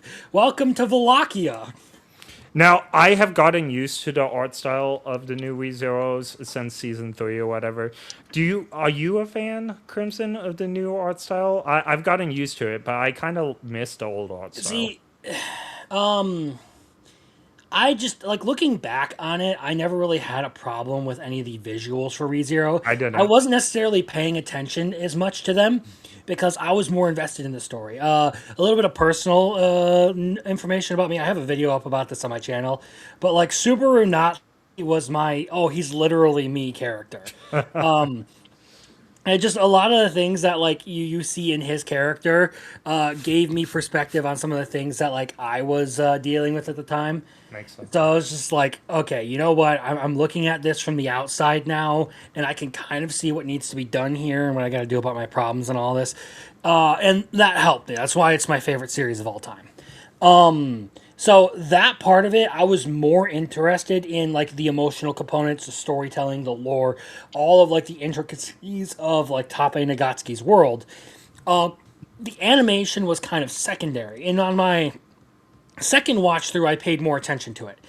And I found that while it does suffer a little bit from like art style like choices in season two, overall I don't really have a preference between season one and season three/4 art style. I like the animation that White Fox has done for season three and four.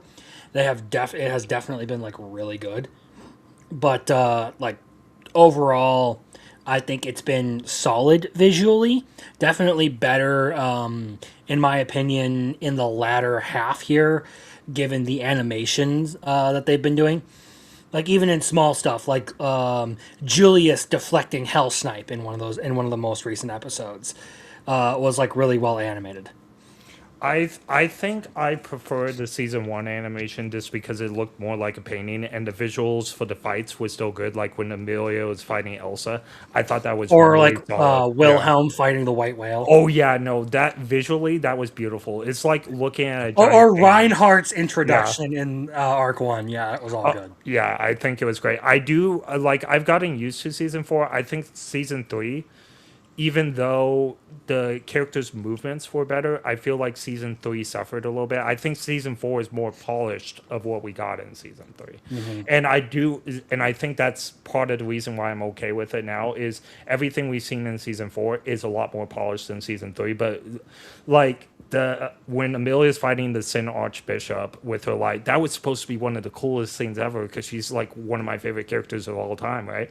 And I felt that was really choppy, like the whole fight. And I was all like, no. Look when she was fighting Sirius, right? Yeah. That's what we're talking about. Like I liked that. I still thought it was good. A lot of people were like, I guess like cooming over the animation. I'm like, it's good.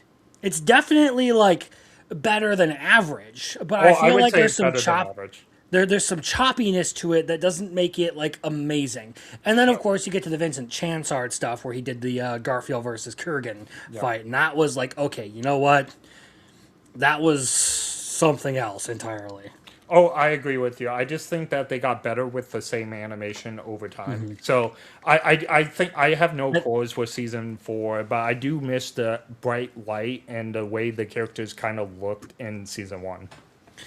I don't necessarily have that problem because this has always been a series that's been stronger, like not For so story. because of the visual, but for the story. Yeah. Agreed. The story's the 10 out of 10 out of the park. I agree. All right. Now let's get into the waifus. And we'll start Enough with the- circle jerking over ReZero. I thought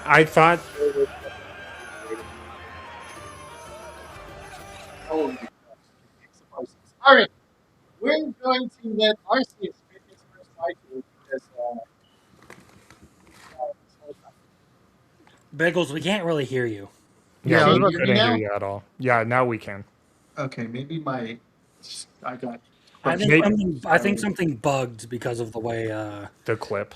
because everybody was yelling during the clip and it fucked up. Arceus, you get to go first for your first waifu or your first best girl. Now, if you say it's your waifu, you have to say it's your waifu, or you have to say it's your best girl. Okay, so walk me through the process. Am I like explaining why? Am I like Just say who it is, or pull, or like share a link of a picture, and then you can go into all the details of what you want. okay? So my number one waifu that is Is Crimson. Gary. My number one waifu, which is actually my first anime waifu, still to this day, I don't think anything could even compete with it. Maybe Asuna. She'd be my number two, but Oh, that's who I typed in because that's who I thought it was. is the girl you're seeing on my profile picture right now. She's from a school idol anime called Love Live. I was like obsessing over the fucking game that I went to an arcade yesterday. Um, this was one of the first few animes I actually ever got into from someone I met, like kind of like through like an anime Discord and everything that recommended the show to me because we were good friends, and I was like this girl stuff probably just ain't for me. Um, yes, there you go. Um, and she's from like a school idol anime, like I mentioned. Long story short, a group of 9 girls that their school is closing and they got to go save it by becoming school idols, basically, so they can get the popularity and attention and applications up for their school so it doesn't shut down. Basically, that's basically the point of the whole show. There's a lot of music, a lot of dancing, blah blah, all that stuff. My audio? No, He was talking about Biggles earlier, Oh, Yeah. okay. the thing we already solved. Gotcha. Um, and I think one of the biggest reasons why it won, like, this is still my first waifu that I've ever, this is the first waifu I ever had when I first got an anime. So I think it just objectively it's still at my number one because it was my first. Second, these are the types of girls like that like the I think she's a I would probably say a Dondere with a bit of soon probably. Those are the types of girls that I like. She's very modest, very strict, tsundere-ish. Just the appearance, long hair, girl, very feminine, and just the way she acts. If you pulled up even clips, maybe on YouTube or something, you would probably see like that's the reason. But yeah, I go on and on. But yeah, I think it's a big subjective bias because it's my first waifu. Fair enough. Now, I shall choose a waifu, and mine is from Assassination Classroom. I Professor think we Bitch. talked about this last week. Yeah. Professor Bitch. Let's see if I can find a good picture of Professor Bitch. This is like, it looks like the script from the entire episode. Where's the fucking picture? I know I still have yours up right now. Okay. Can't you just go to Google and just choose any picture? Yeah, that's what I'm trying to do. But it won't like pull it up. I guess I should just pick all 5 of mine from like get the pictures up right now. Why the fuck won't it do this? Okay, so there's a lot of. Oh, here, look. This is a whole page of it. Ready? Let's put this. All right. So mine is Professor Bitch. You know, the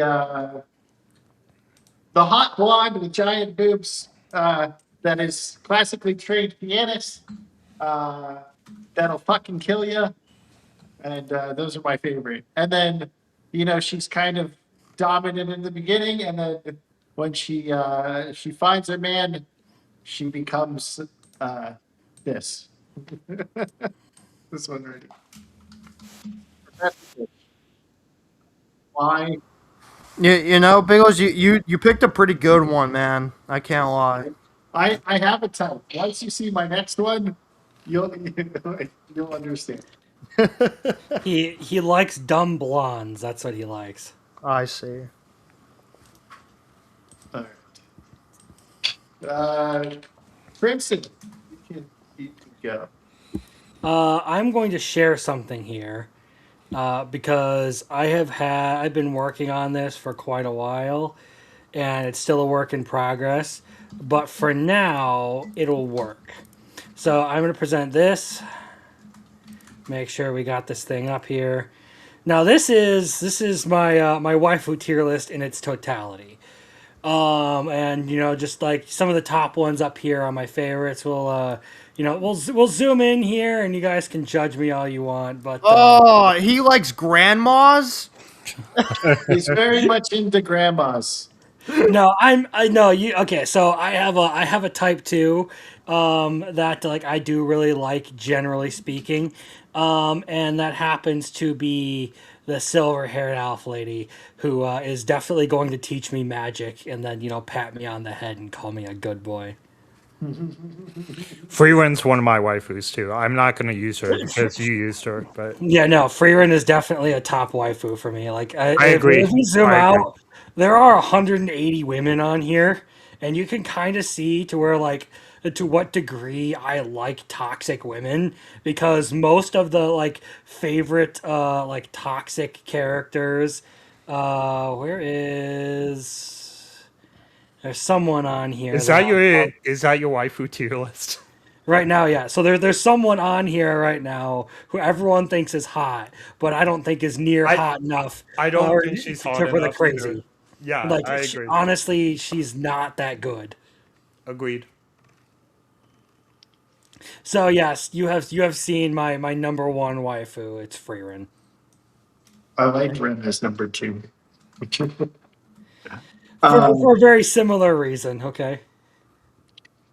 All right, Hinckley, you get to go now, sir.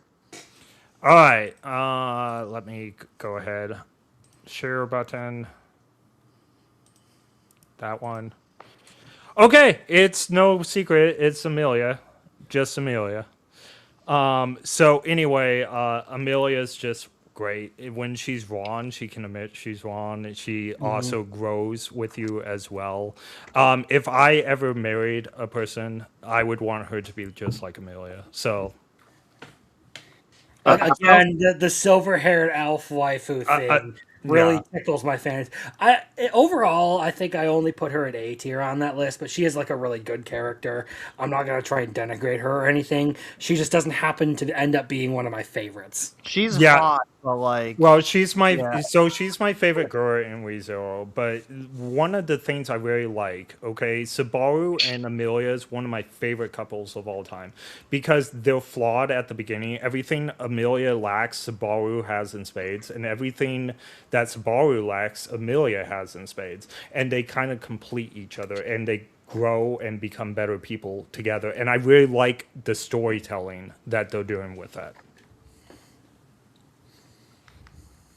All right. Arceus, back to you, sir. well, I already mentioned Asuna, so I guess I could, You want me to pull her up? I guess I could try the share screen option.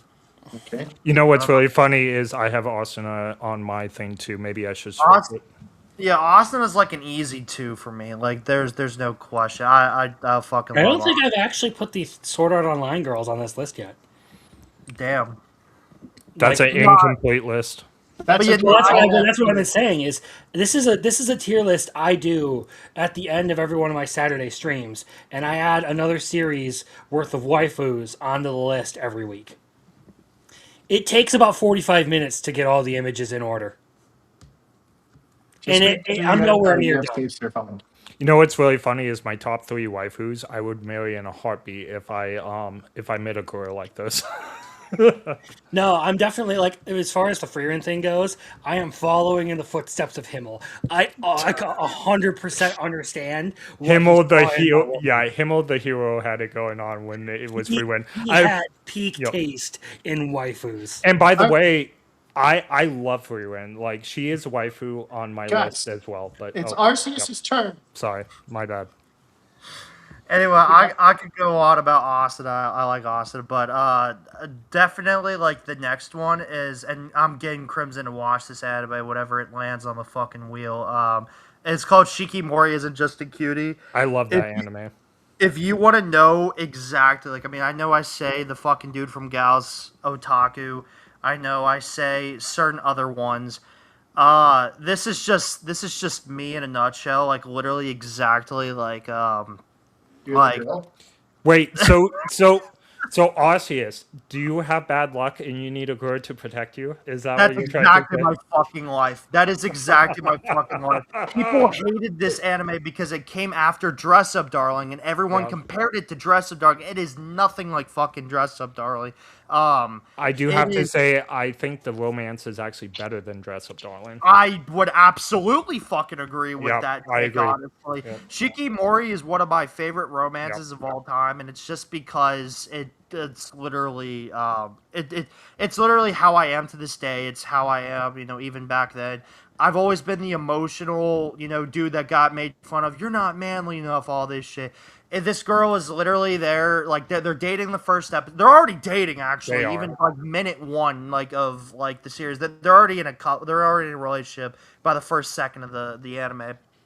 And they go with backstories and they'll talk to you about how they got into a relationship. The main dude is very unlucky. He's very clumsy. A lot of bad problems just happen to him. If you know me, like Crimson and Muffler and other people do in that server, I've had car issues, very fucking common. I get fucking like health issues very easily. I get a lot of bad luck, just like for like my whole life, as I'm sure everyone else does. And this main girl basically like is always there to protect him. There was like a shot that I was showing where she's catching a baseball in the opening that's trying not to hit him. Basically, she's always there by his side, protecting him, being more of the masculine role of the relationship with a more feminine guy, which was a big reason why a lot of people hated because the roles are switched. I personally like series like that because that's kind of who I am as a person. I feel like I'm more in the feminine role than masculine. And it gets a lot of hate for it, but I just Shikimori is like the ideal type that I think I have of women, kind of being more of like I want to be protected, basically. Hey, you know what's really great about that baseball scene is it happens in the very first episode, and he's literally in his room, and the baseball is hit from the school all the way to the window, and she catches it barehanded when he doesn't even know it's coming. Like, she just catches it behind his back. So, as far as the series goes, I actually did give it a try, but I didn't get past the first episode of it. And it's been so long, and I've watched so many anime. I don't necessarily, I don't believe for a second that it was because I was comparing it to My Dress Up Darling, because it was so radically different that it was really completely unfair to compare it. So I just kind of, that wasn't something that I thought when I watched it. The big problem I had with it, I can't really name. I don't know if it was just that I was burnt out on anime at the time, because before I started doing YouTube, I would actually burn myself out quite often on anime, or if there was legitimately something I didn't like about this. So I just have never picked it up since I guess the first 5 minutes of episode one. Well, the sad thing about this anime is probably never going to get a second season. So Yeah. But hey, it was made for the merchandise. It's one of those. It's one of the ones that was an advertisement. Yes. Yeah, exactly. Yeah.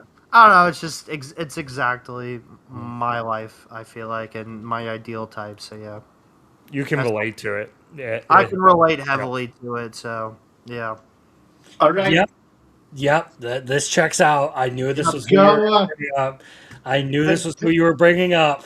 the Dami Mommy herself, Goa. The Dami Biggles Mommy likes princess. to be abused. Yeah. He is a sub. He is a bottom. I am not. He is Kazuya Kinoshita. That back motherfucker. Okay, no, okay, so the best part is Goa is very. Bro, I just love what Marcel said, man. I know you were laughing at it, Biggles. Yeah, I did. But Goa, the Dami Mommy who secretly wants to be dominated, and you know from that one scene where Toto is like trying not to like fall on her over the bed when when he's mind controlled or something. Is that what was going on? Yeah, And she she was like just trying to melted? like make him submit, and he like pins her to the bed and everything. Yes. Goa, top tier. Mwah, chef's kiss. All right, that's all I got. Hankley, or who went next? Crimson? Or It's Crimson X. yeah, Crimson. All right. What do you got? Let me share the waifu tier list again. I mean, you guys have already seen a lot of my options, but might as well just bring it up again. Holy shit! I need to stop drinking. I clicked the wrong thing. You know what? Someone's got to get drunk tonight. I appreciate it being you. So yeah, again with the ultimate waifu tier list, we're just gonna zoom in on Rem here Aw. because this was one of the first characters I ever like really fell in love with. Rip to Rem fans because well, fucking gluttony. She's my third favorite. Yeah. Like okay, so one of the things that I really like, just out of like I don't know. Maybe I'm too simplistic with my taste in waifus, but I like really supportive characters. People who are, going to actually like cover for you in the areas where you're actually really weak. So Rem was one of those characters who, like, after she has her whole thing with the identity crisis that she's having, basically her whole inferiority complex to her sister and all that. I really liked how much of like a pillar of support she was for Subaru. Basically, his lowest point in the series, like post the episode 13 crash out. Like she really takes like center stage and all that, and then of course because Tape Nagatsuki likes to make everyone fucking suffer, hit her with gluttony, along with the next best girl, Crush. Okay, Cruche. We're gonna fuck her over too. Yeah. I was very sad about Cruche when that happened because I thought her character was like really growing on me, and then she's all like, I can't remember I was anything. like, okay, you know what? As far as royal selection candidates, she Yeah. has my vote. And then that shit happened. And then Arc 5 happened. Yeah. I'm just like, God damn it, you're just gonna fuck this woman over and over and over again. But no, Ram, like, some people would call you a simp for picking Ram over Ram. I just say, no, I value loyalty over some tsundere bitch who's gonna. I do like Rom more, but Rom, even though she's a tsundere, Rom in she's like a Arc- fake tsundere. She's Rom in not. Arc Yeah. 6 is definitely superior. Like, Yeah. Rom Arc 6 is peak character. Yep, I agreed. All right, I guess it's my turn. You. So, I love Lucy. If you ever met, like, Let's talked go, to me man. throughout the years, Lucy was one of my first crushes in all of anime. I grew up with Lucy. I mean, Fairy Tail started airing 2009. So the thing is, Hell yeah, Biggles. yeah, there you go.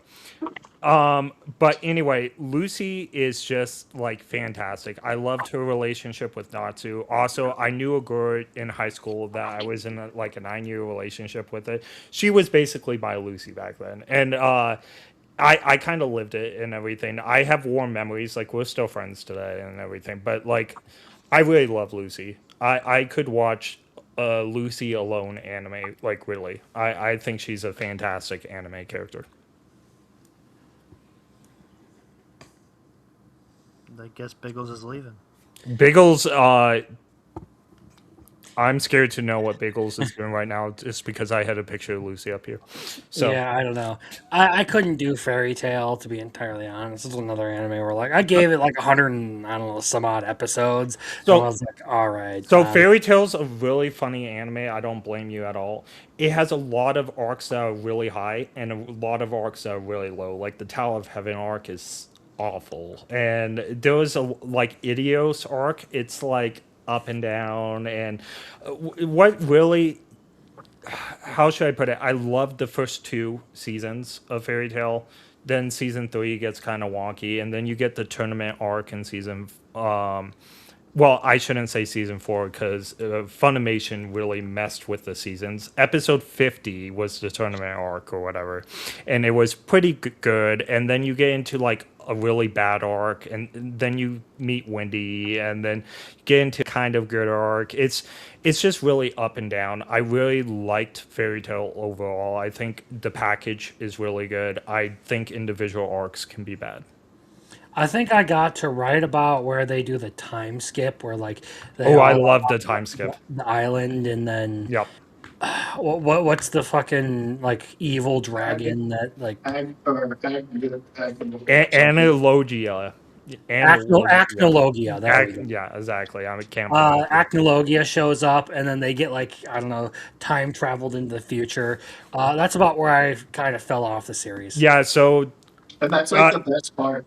well, basically, Minerva, the spirit of fairy tale, basically bubbles the island when I'll never be able to say the stupid dragon's name, blasts the island protecting them, but it kind of freezes them in a time bubble for 7 years. So they don't skip time, but they feel like they skip time because they don't age in that bubble or anything, and everybody else aged 7 years in the future. So.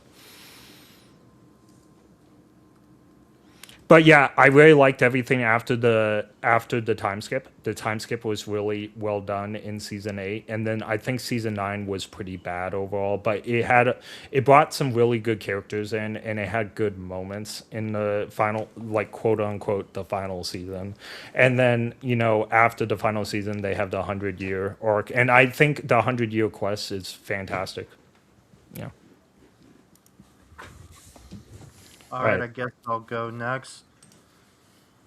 Oh, I'll get to Homer next round, but next, I want to get to Lum from Urusei Yatsura. That's actually a good pick. You're the first person I've ever seen have this pick. That's actually a good one.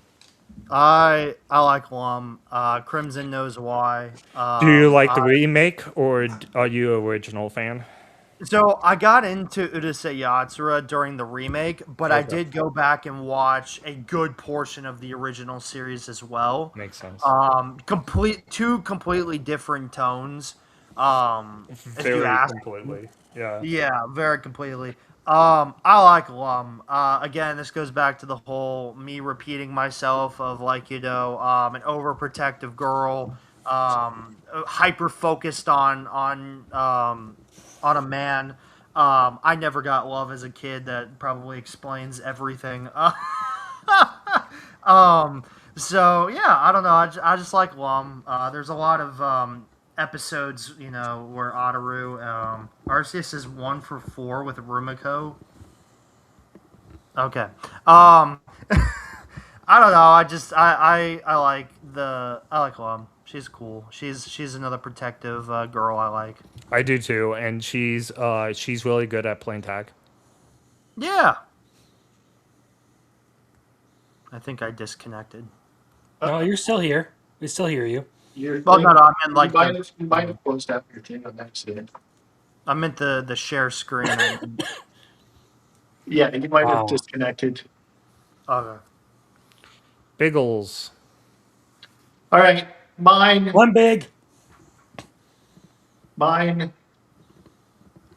is best girl, Juvia.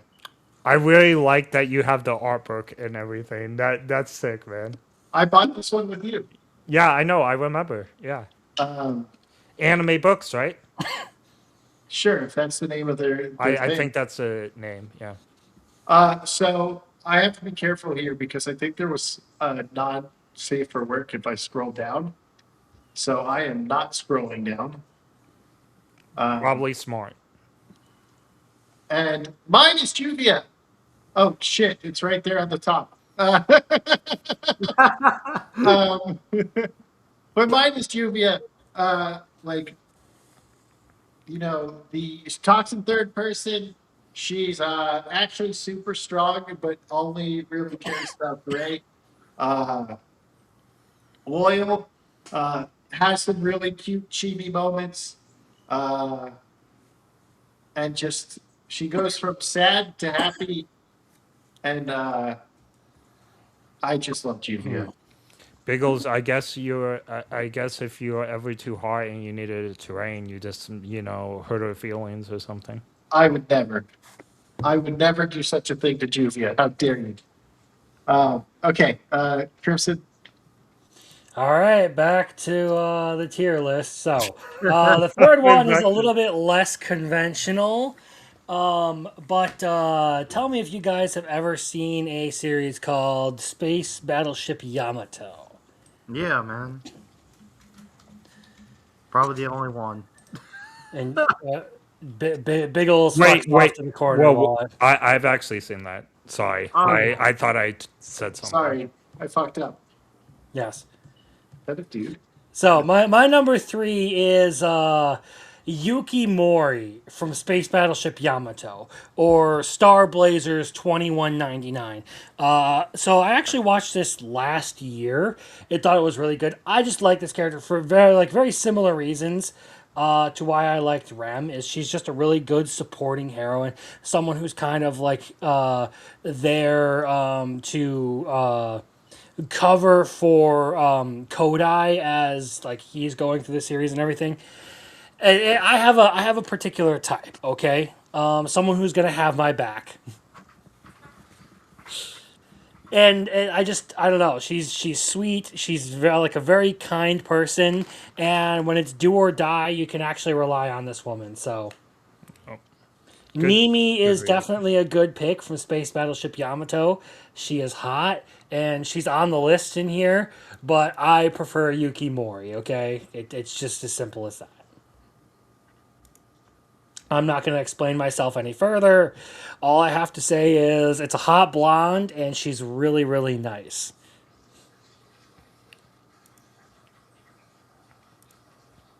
Okay, I guess it's my turn. Speaking Yes. of women that can Yeah. protect you, my next pick is Your Forger. Now, George Forger is the assassin in Spy Family, and she is super strong. She can like throw, a dodgeball fast enough that the friction creates fire, and can like knock down trees with it. She can also, kick down steel doors like they were nothing. She can jump from planes like they were nothing. She can get shot in the butt like it's nothing, and then she can, intake poisons of all kinds and everything like that. But the really cool thing about Yor is she's super nice. She has like a sense of justice about her. Even though she's not the smartest woman in the jar, she always has great intentions. You put your And women in jars? That's the best place to put them. Biggles! Biggles, don't say that! no, that's not what I meant. What I'm just saying, she's not the smartest fish in the pond. There you go. But She's not the brightest crayon in the box, the sharpest tool she's in the not. shed. She's not dumb either, though. She's just naive, right? So She's she silly. grew up poor and everything, and there's a lot of things that she doesn't understand. She was taken out young age to be an assassin and like take care of her brother in this like police state. But again, she's very naive at some points, but she's a great mom, which is one of my favorite things about Yor. Is if I were to have a wife and kids, I would want that wife to be a great mom, and Yor like embodies that. So that's why she's up there. Nice. Makes sense. Oh, I see. So you're back. Okay. Yes. I guess my next one. Just don't get your flustered. You might get your head taken off. Oh yeah, like Or drunk. By the way, it's canon that the only reason Lloyd survived was because of his training, and he jumped slightly back when she kicked him. If not, his head would have came off. Eden Zero. Eden Zero, my probably third favorite anime of all time. You like Eden Zero that much, huh? Interesting. I do. I really do. I'm a fan of Eden Zero too, but it's from Fairy Tail. Like, there's a lot of Fairy Tail in it. We'd be here explaining it for a while to know why, but it came around a time I was going through a lot of IRL like shit, and just having another Hiro Mashima show come out literally around that time and just help me through the process. I think it's the same with Mushoku Tensei. They both came around the same time as each other, so they're pretty high up. Homura, our poor girl, that's such a badass. Is such an amazing character. She has such a sad backstory in season 1. I know Biggles knows. Another strong woman, swordsman or swordswoman that can cut her foes down using either power. She gets embarrassed and shy a lot, so there's the femininity there again, along with being a badass and having probably one, if not like the best, in my personal opinion, character arc slash character in the series. That's how much I like her. I think she's awesome. Badass, being pretty shy when trying to get to know people. I think whenever she goes, "Oh, I didn't mean to say that part out loud again," just kind of quirk is kind of cute. And yeah, I just like how she like shits on Wise all the time because he's a pervert, and she just is aware of all that. I don't know. She's cool. Go check Eden Zero out. It's such a great show. All right. My next one. Oh, go ahead.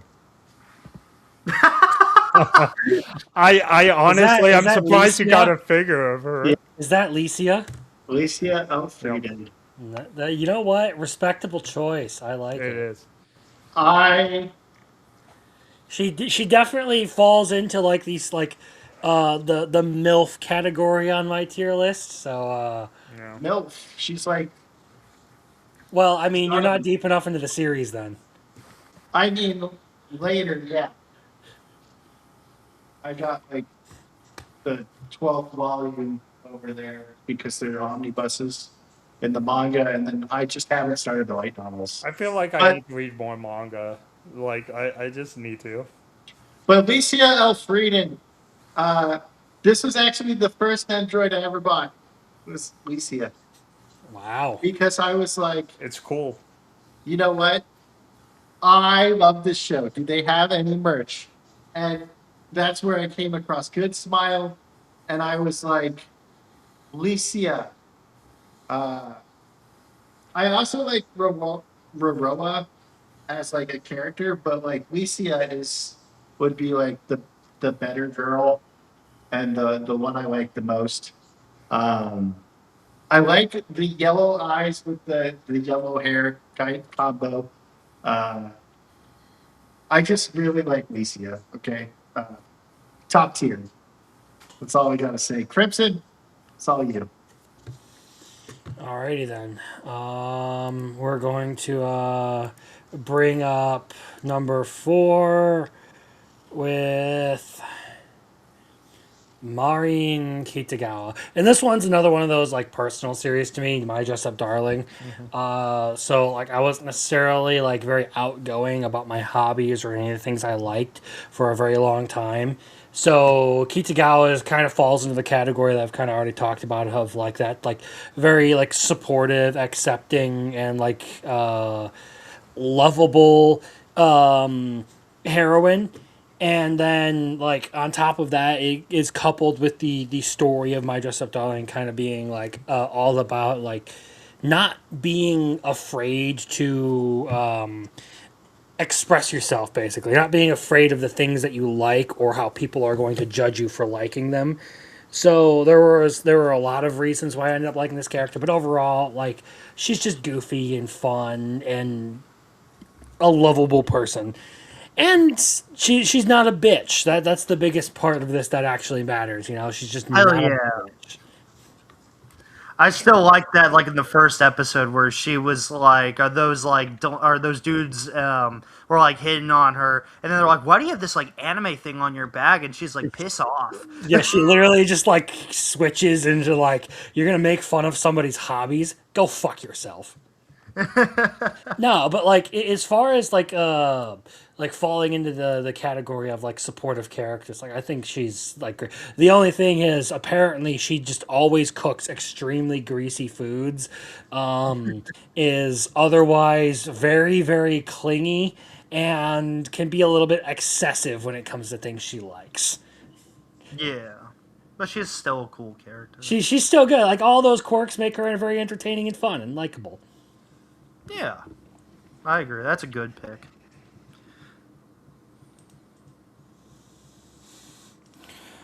Okay, so my next one is Bunny Girl Senpai herself. Okay. So Hell, anyway, My Sakurajima. Nice. yeah, my Sakurajima. I think she is an incredible like female character, and she mixes really well with the guy MC as well. But she's really easygoing. She's really forgiving, and she is the kind of person that will love you even if it means her own life. Like when he sacrifices his life for hers, she like interjects, finds out what he's doing, and literally dies to keep him safe. And I think that is a great quality. I really sir. like her as like she's definitely earns the name waifu for sure. Hell yeah. Yeah. I don't know if we're gonna keep seeing a pattern here with me, but my next one is Roxy Magurdia. I'm a Hell little yeah. surprised. Hell yes. S I'm tier. Hell yes. a little surprised no one has mentioned her earlier, but she's definitely like number 5 right now. She's up there on the list. She's actually, I think, in my top 10. Let's see. Well, I only have She's a top literally 5. number 10 for me. She's literally number 10. Um, I have that exact same thing. I don't know. Her Mushoku Tensei, I could be here all day and all night to say how it's my favorite anime of all time. And Roxy, just I think season 1, part 2 is probably my favorite core / part of like all of Mushoku Tensei as of right now, just because not just with what Rudy goes through, but there's that like whole episode Roxy goes through with her family being like this outcast and everything, and like Missed Connections, I believe, is what it is. yes, I have rewatched Mushoku Tensei I think 3 times, and every single time that episode makes me fucking cry, dude. Like I relate. I get it. I have that feeling. The whole family dynamic of Roxy.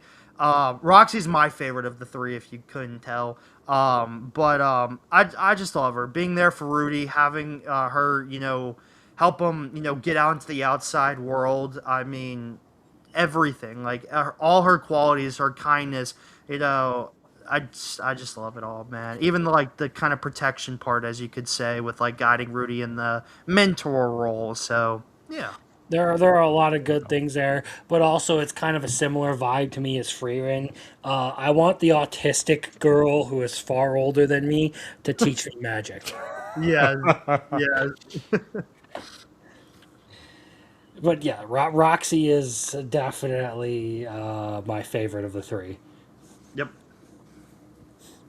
Biggles. I like older women. Um, Well, that's a mine good trait. Seto Kaiba. is Seto Kaiba. No, it's Alexis Rhodes from Yu-Gi-Oh! This I is love Alexis. Alexis is a great choice. this is her Yeah. Arc 5 version, which kind of looks a little retarded in this picture. I couldn't find an actual good one. I think that this was Yu-Gi-Oh! GT, if I remember what it was called. No. It's the one with the No. academy, right? No, this is Arc 5. Oh, She's in okay. that one as well, but it's GX. RB.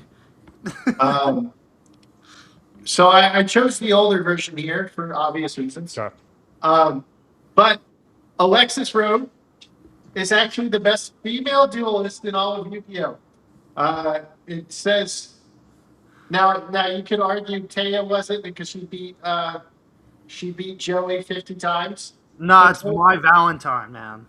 Mine has like one of the worst records. She does. But you have to say with Taya, didn't she beat Joey when he wasn't a very good duelist? Yeah, she beat him Yeah. 50 times while teaching him how to play. Yeah, so you can't count those wins.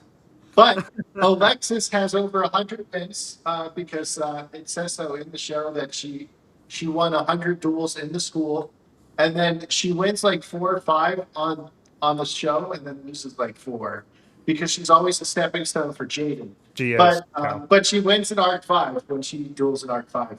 But Alexis Rowe was I started watching GX and I was like, man, Alexis is fucking awesome. And then I started playing like some of her decks, which don't run great, so I'll let you know. But I started running her decks, and I was like, Alexis is fucking awesome. So I really like Alexis. She starts off as like an antagonist, and then becomes like a love interest, and then like they throw that out the window, and then there's like the white arc where everything's like white out, and they kind of like make her like a mind slave, and she's with Chaz, like the Chaz, which is only a dub. His name is different in the sub, but it's just Alexis is awesome. One of my favorite female characters, and a favorite female duelist. So there's that.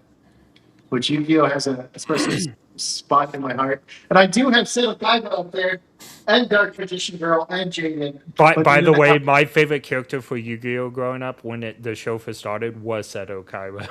Yes, well, Sailor Kaiba is the king of horror farming. I know they say it's Sunshine Blue or whatever his name is from Soul Leveling, but Nah, I think Henkley might be the But- only person who understands this meme. You definitely know it's the aura monster from ReZero Arc 6. I was thinking the same thing. By the way, this is an absolute meme from the community. But yeah, we're not being serious. It's just Aura No. Monster is a meme from ReZero. It's the a meme, yeah. the motherfucker bought or made a jet to look just like Blue Eyes, so he I could still drop don't out. understand The the guy message. invented time travel to go back in time to kick Yugi's ass or to kick the Pharaoh's ass. Yeah, I don't understand the whole walking up the steps meme with Subaru. Okay, well, yeah, it's gonna be a thing. It's gonna be a thing. The whole community has basically made like a joke out of the whole idea of aura farming, and they took that scene and decided to like hype it up like it's some big aura moment or whatever when it's not.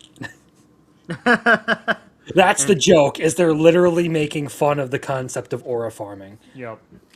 Ah, All right, get your last ones in, everybody. Wait, when did Arceus, did you go? Right yeah, before it me? said Roxy from Mushoku Tensei. Oh yeah, that's right. And I ran over. I guess I got one more, and it's going to be Rock Lady.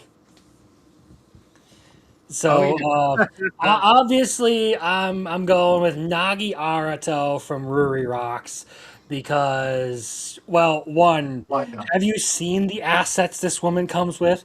Great ass, great tits, and a warhammer. Are you kidding me? And I don't she's know. smart, too. I'm not Like, she's crazy smart. about her hairstyle. But more than Well, that, you're talking look about at the eighth one. Sorry. I was about to say more than that. You're talking about a character who is someone who is like capable of like recognizing hidden talents in people, who is capable of like seeing like Ruri's interest in crystals and sort of like fostering that like I guess love of science in her, being a great mentor figure, being able to lead people, is charismatic and generally just like a likable, endearing person. So she's hot, got a great personality, and will talk to me about one of my niche interests, which is geology and mineralogy. Oh, you love geology. That's fantastic. Yes, I Yeah. like rocks. Rocks are cool. Also, Yeah. you know, just like geology in general, like talking about like how the continents form, and mountains, and like No, I love that crazy stuff. processes that like go throughout the earth and everything. I think it's very fascinating. I think it's cool. So think yeah, like just generally speaking, S tier waifu for me. No. Okay, so mine is going to be someone that no one likes other than me, but I will prompt this before I do this. Freewind All right, was goodbye, everybody. No, I'm just yeah, kidding. Freewind was originally on the list, but Crimson talked about Freewind. Asuna was originally on the list, so it just kept on changing because, you know, Aussie has talked about Asuna. And then I was going to talk about Mao Mao, but I don't think I would really work out with Mao Mao, but she is on my waifu list, so there's only one left. And oh well, actually, I could have talked about Venus, but Venus is more like she was my first crush on as far as anime. Mine but too. I can't really say anything great about her because she gets sidelined for most of Sailor Moon after she gets found out for not being the princess or whatever. But Sailor Venus was originally what the show was actually going to be. Okay. So it's going to be Chizuru from Rent a Girlfriend, and I'm going to tell you why. Because he So, likes paying for women.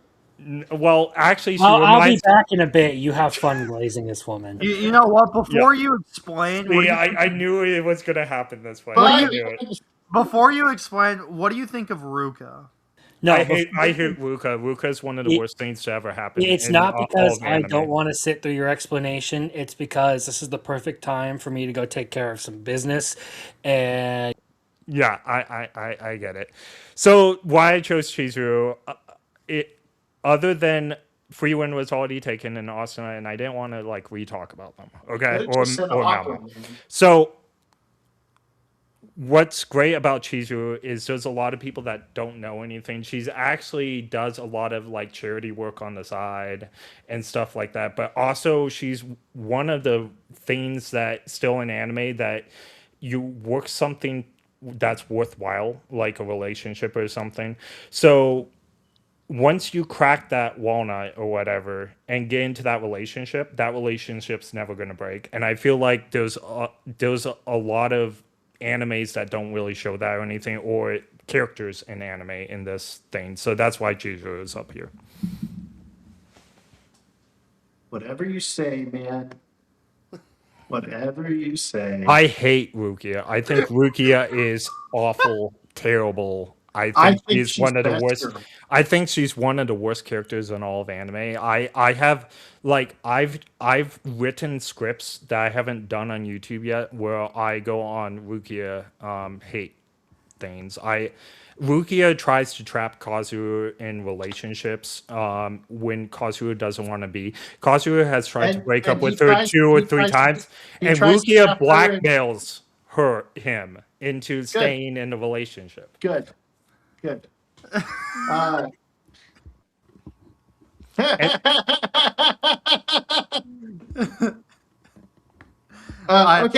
I'm glad you like her, man. I guess I like people like Ruka.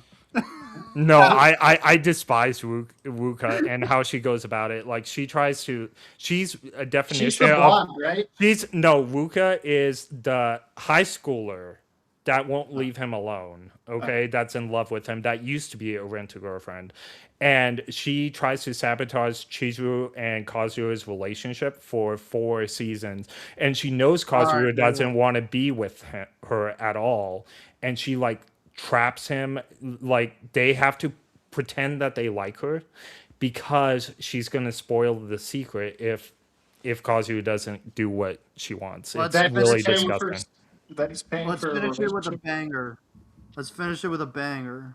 Wait, if we need to finish it with a banger, I got to do Scarlet Elf Endymion. The perfect lady for the Biggles. All right, go ahead. Kanon, big titties, big titties. Yes. She's a demon sent from heaven. I love Kanon. I'm not gonna stay here and talk minutes about her. She's just fucking awesome. Watch the anime. I've been glazing her for the last like 2 months right now since I started. I've seen your videos, and I can confirm that he does glaze onto onto his what's it called? Just fucking great. His laptop. The first thing, like, I watched one of his videos on this, and he's like, "Look at those titties!" Like right off the rip. But yeah, has anyone seen like Angel Next Door? Spoils Me Rotten. That girl may be a waifu someday. Like she's pretty cool. But yeah, I was going to pick some other like waifus and like, but I decided to throw in some best girls. But Monica is one of my best girls, and then Nano from Food for the Soul, who's just Monica except does magic, right? Okay, and then Scarlet Elf Endymion is like the perfect like girl for me, like everything I want. And then there's Morgan's character in Heavy Objects, Her name's like Felicia. Like almost, it almost sounds like it's a blowjob. That's how close her name is to it. But there's a scene in Heavy Objects which you can't watch anymore because it's not on Funimation, so you have to hoist the colors. She's like, "Fine, if you get this done, I will step on you," and it's just hilarious. And she's like, "Okay, this is your reward because this is what you want most, and I need this to get done." Biggles, I'm surprised you What the didn't. fuck did I come back to? Heavy Object. Don't worry. People were so disgusted with Chizuru. I only got like 20 seconds of talking. And then it When was over. you stopped talking. I did. I did. It was like, "No!" And then Arceus was like, "No." That's why I stopped. But I was all like, hey, but Rishia from Seventh Time Loop is incredible too. But she They- was not on my list. Basically, you missed Chizuru. I said fucking Kanon because of course, and then we went into Biggles talking about Monica from Food for the Soul. No, Monica is from Silent Witch. Nano, who is basically Monica but without magic for Soul. By the way, Silent Witch, where's season 2? I want to see season 2. I love that anime. It's coming, I thought. Yeah, I just didn't look at the date because I want to, not think about it every second. It's a good anime. I don't know if I've seen a date for it. I didn't know it got announced. All right, everyone. Sounds good. I have to go get the stuff to put all the posters up on my walls. You mean the command strips? Yeah, they just got here, so I have to go over Cool. and get them. But we went for, I think, 3.5 hours today. Yeah. So normal time next week, unless I have to travel across the country because of something. And I'm hoping I don't have to. So next week we'll be back talking anime, but at the normal time of 9 p.m. Eastern. And we will only go for about 2 hours then. And we'll actually talk about the shows. I am so glad to be back. I'm glad you guys were able to make it on the panel. It doesn't look like Lethal is going to make it today, which sucks. But thank you, everybody. And remember to always kill goblins because they're disgusting little creatures. Like hell we're gonna believe that. A goblin lord? My ass. You're just a damn goblin. Just a disgusting little goblin. And me?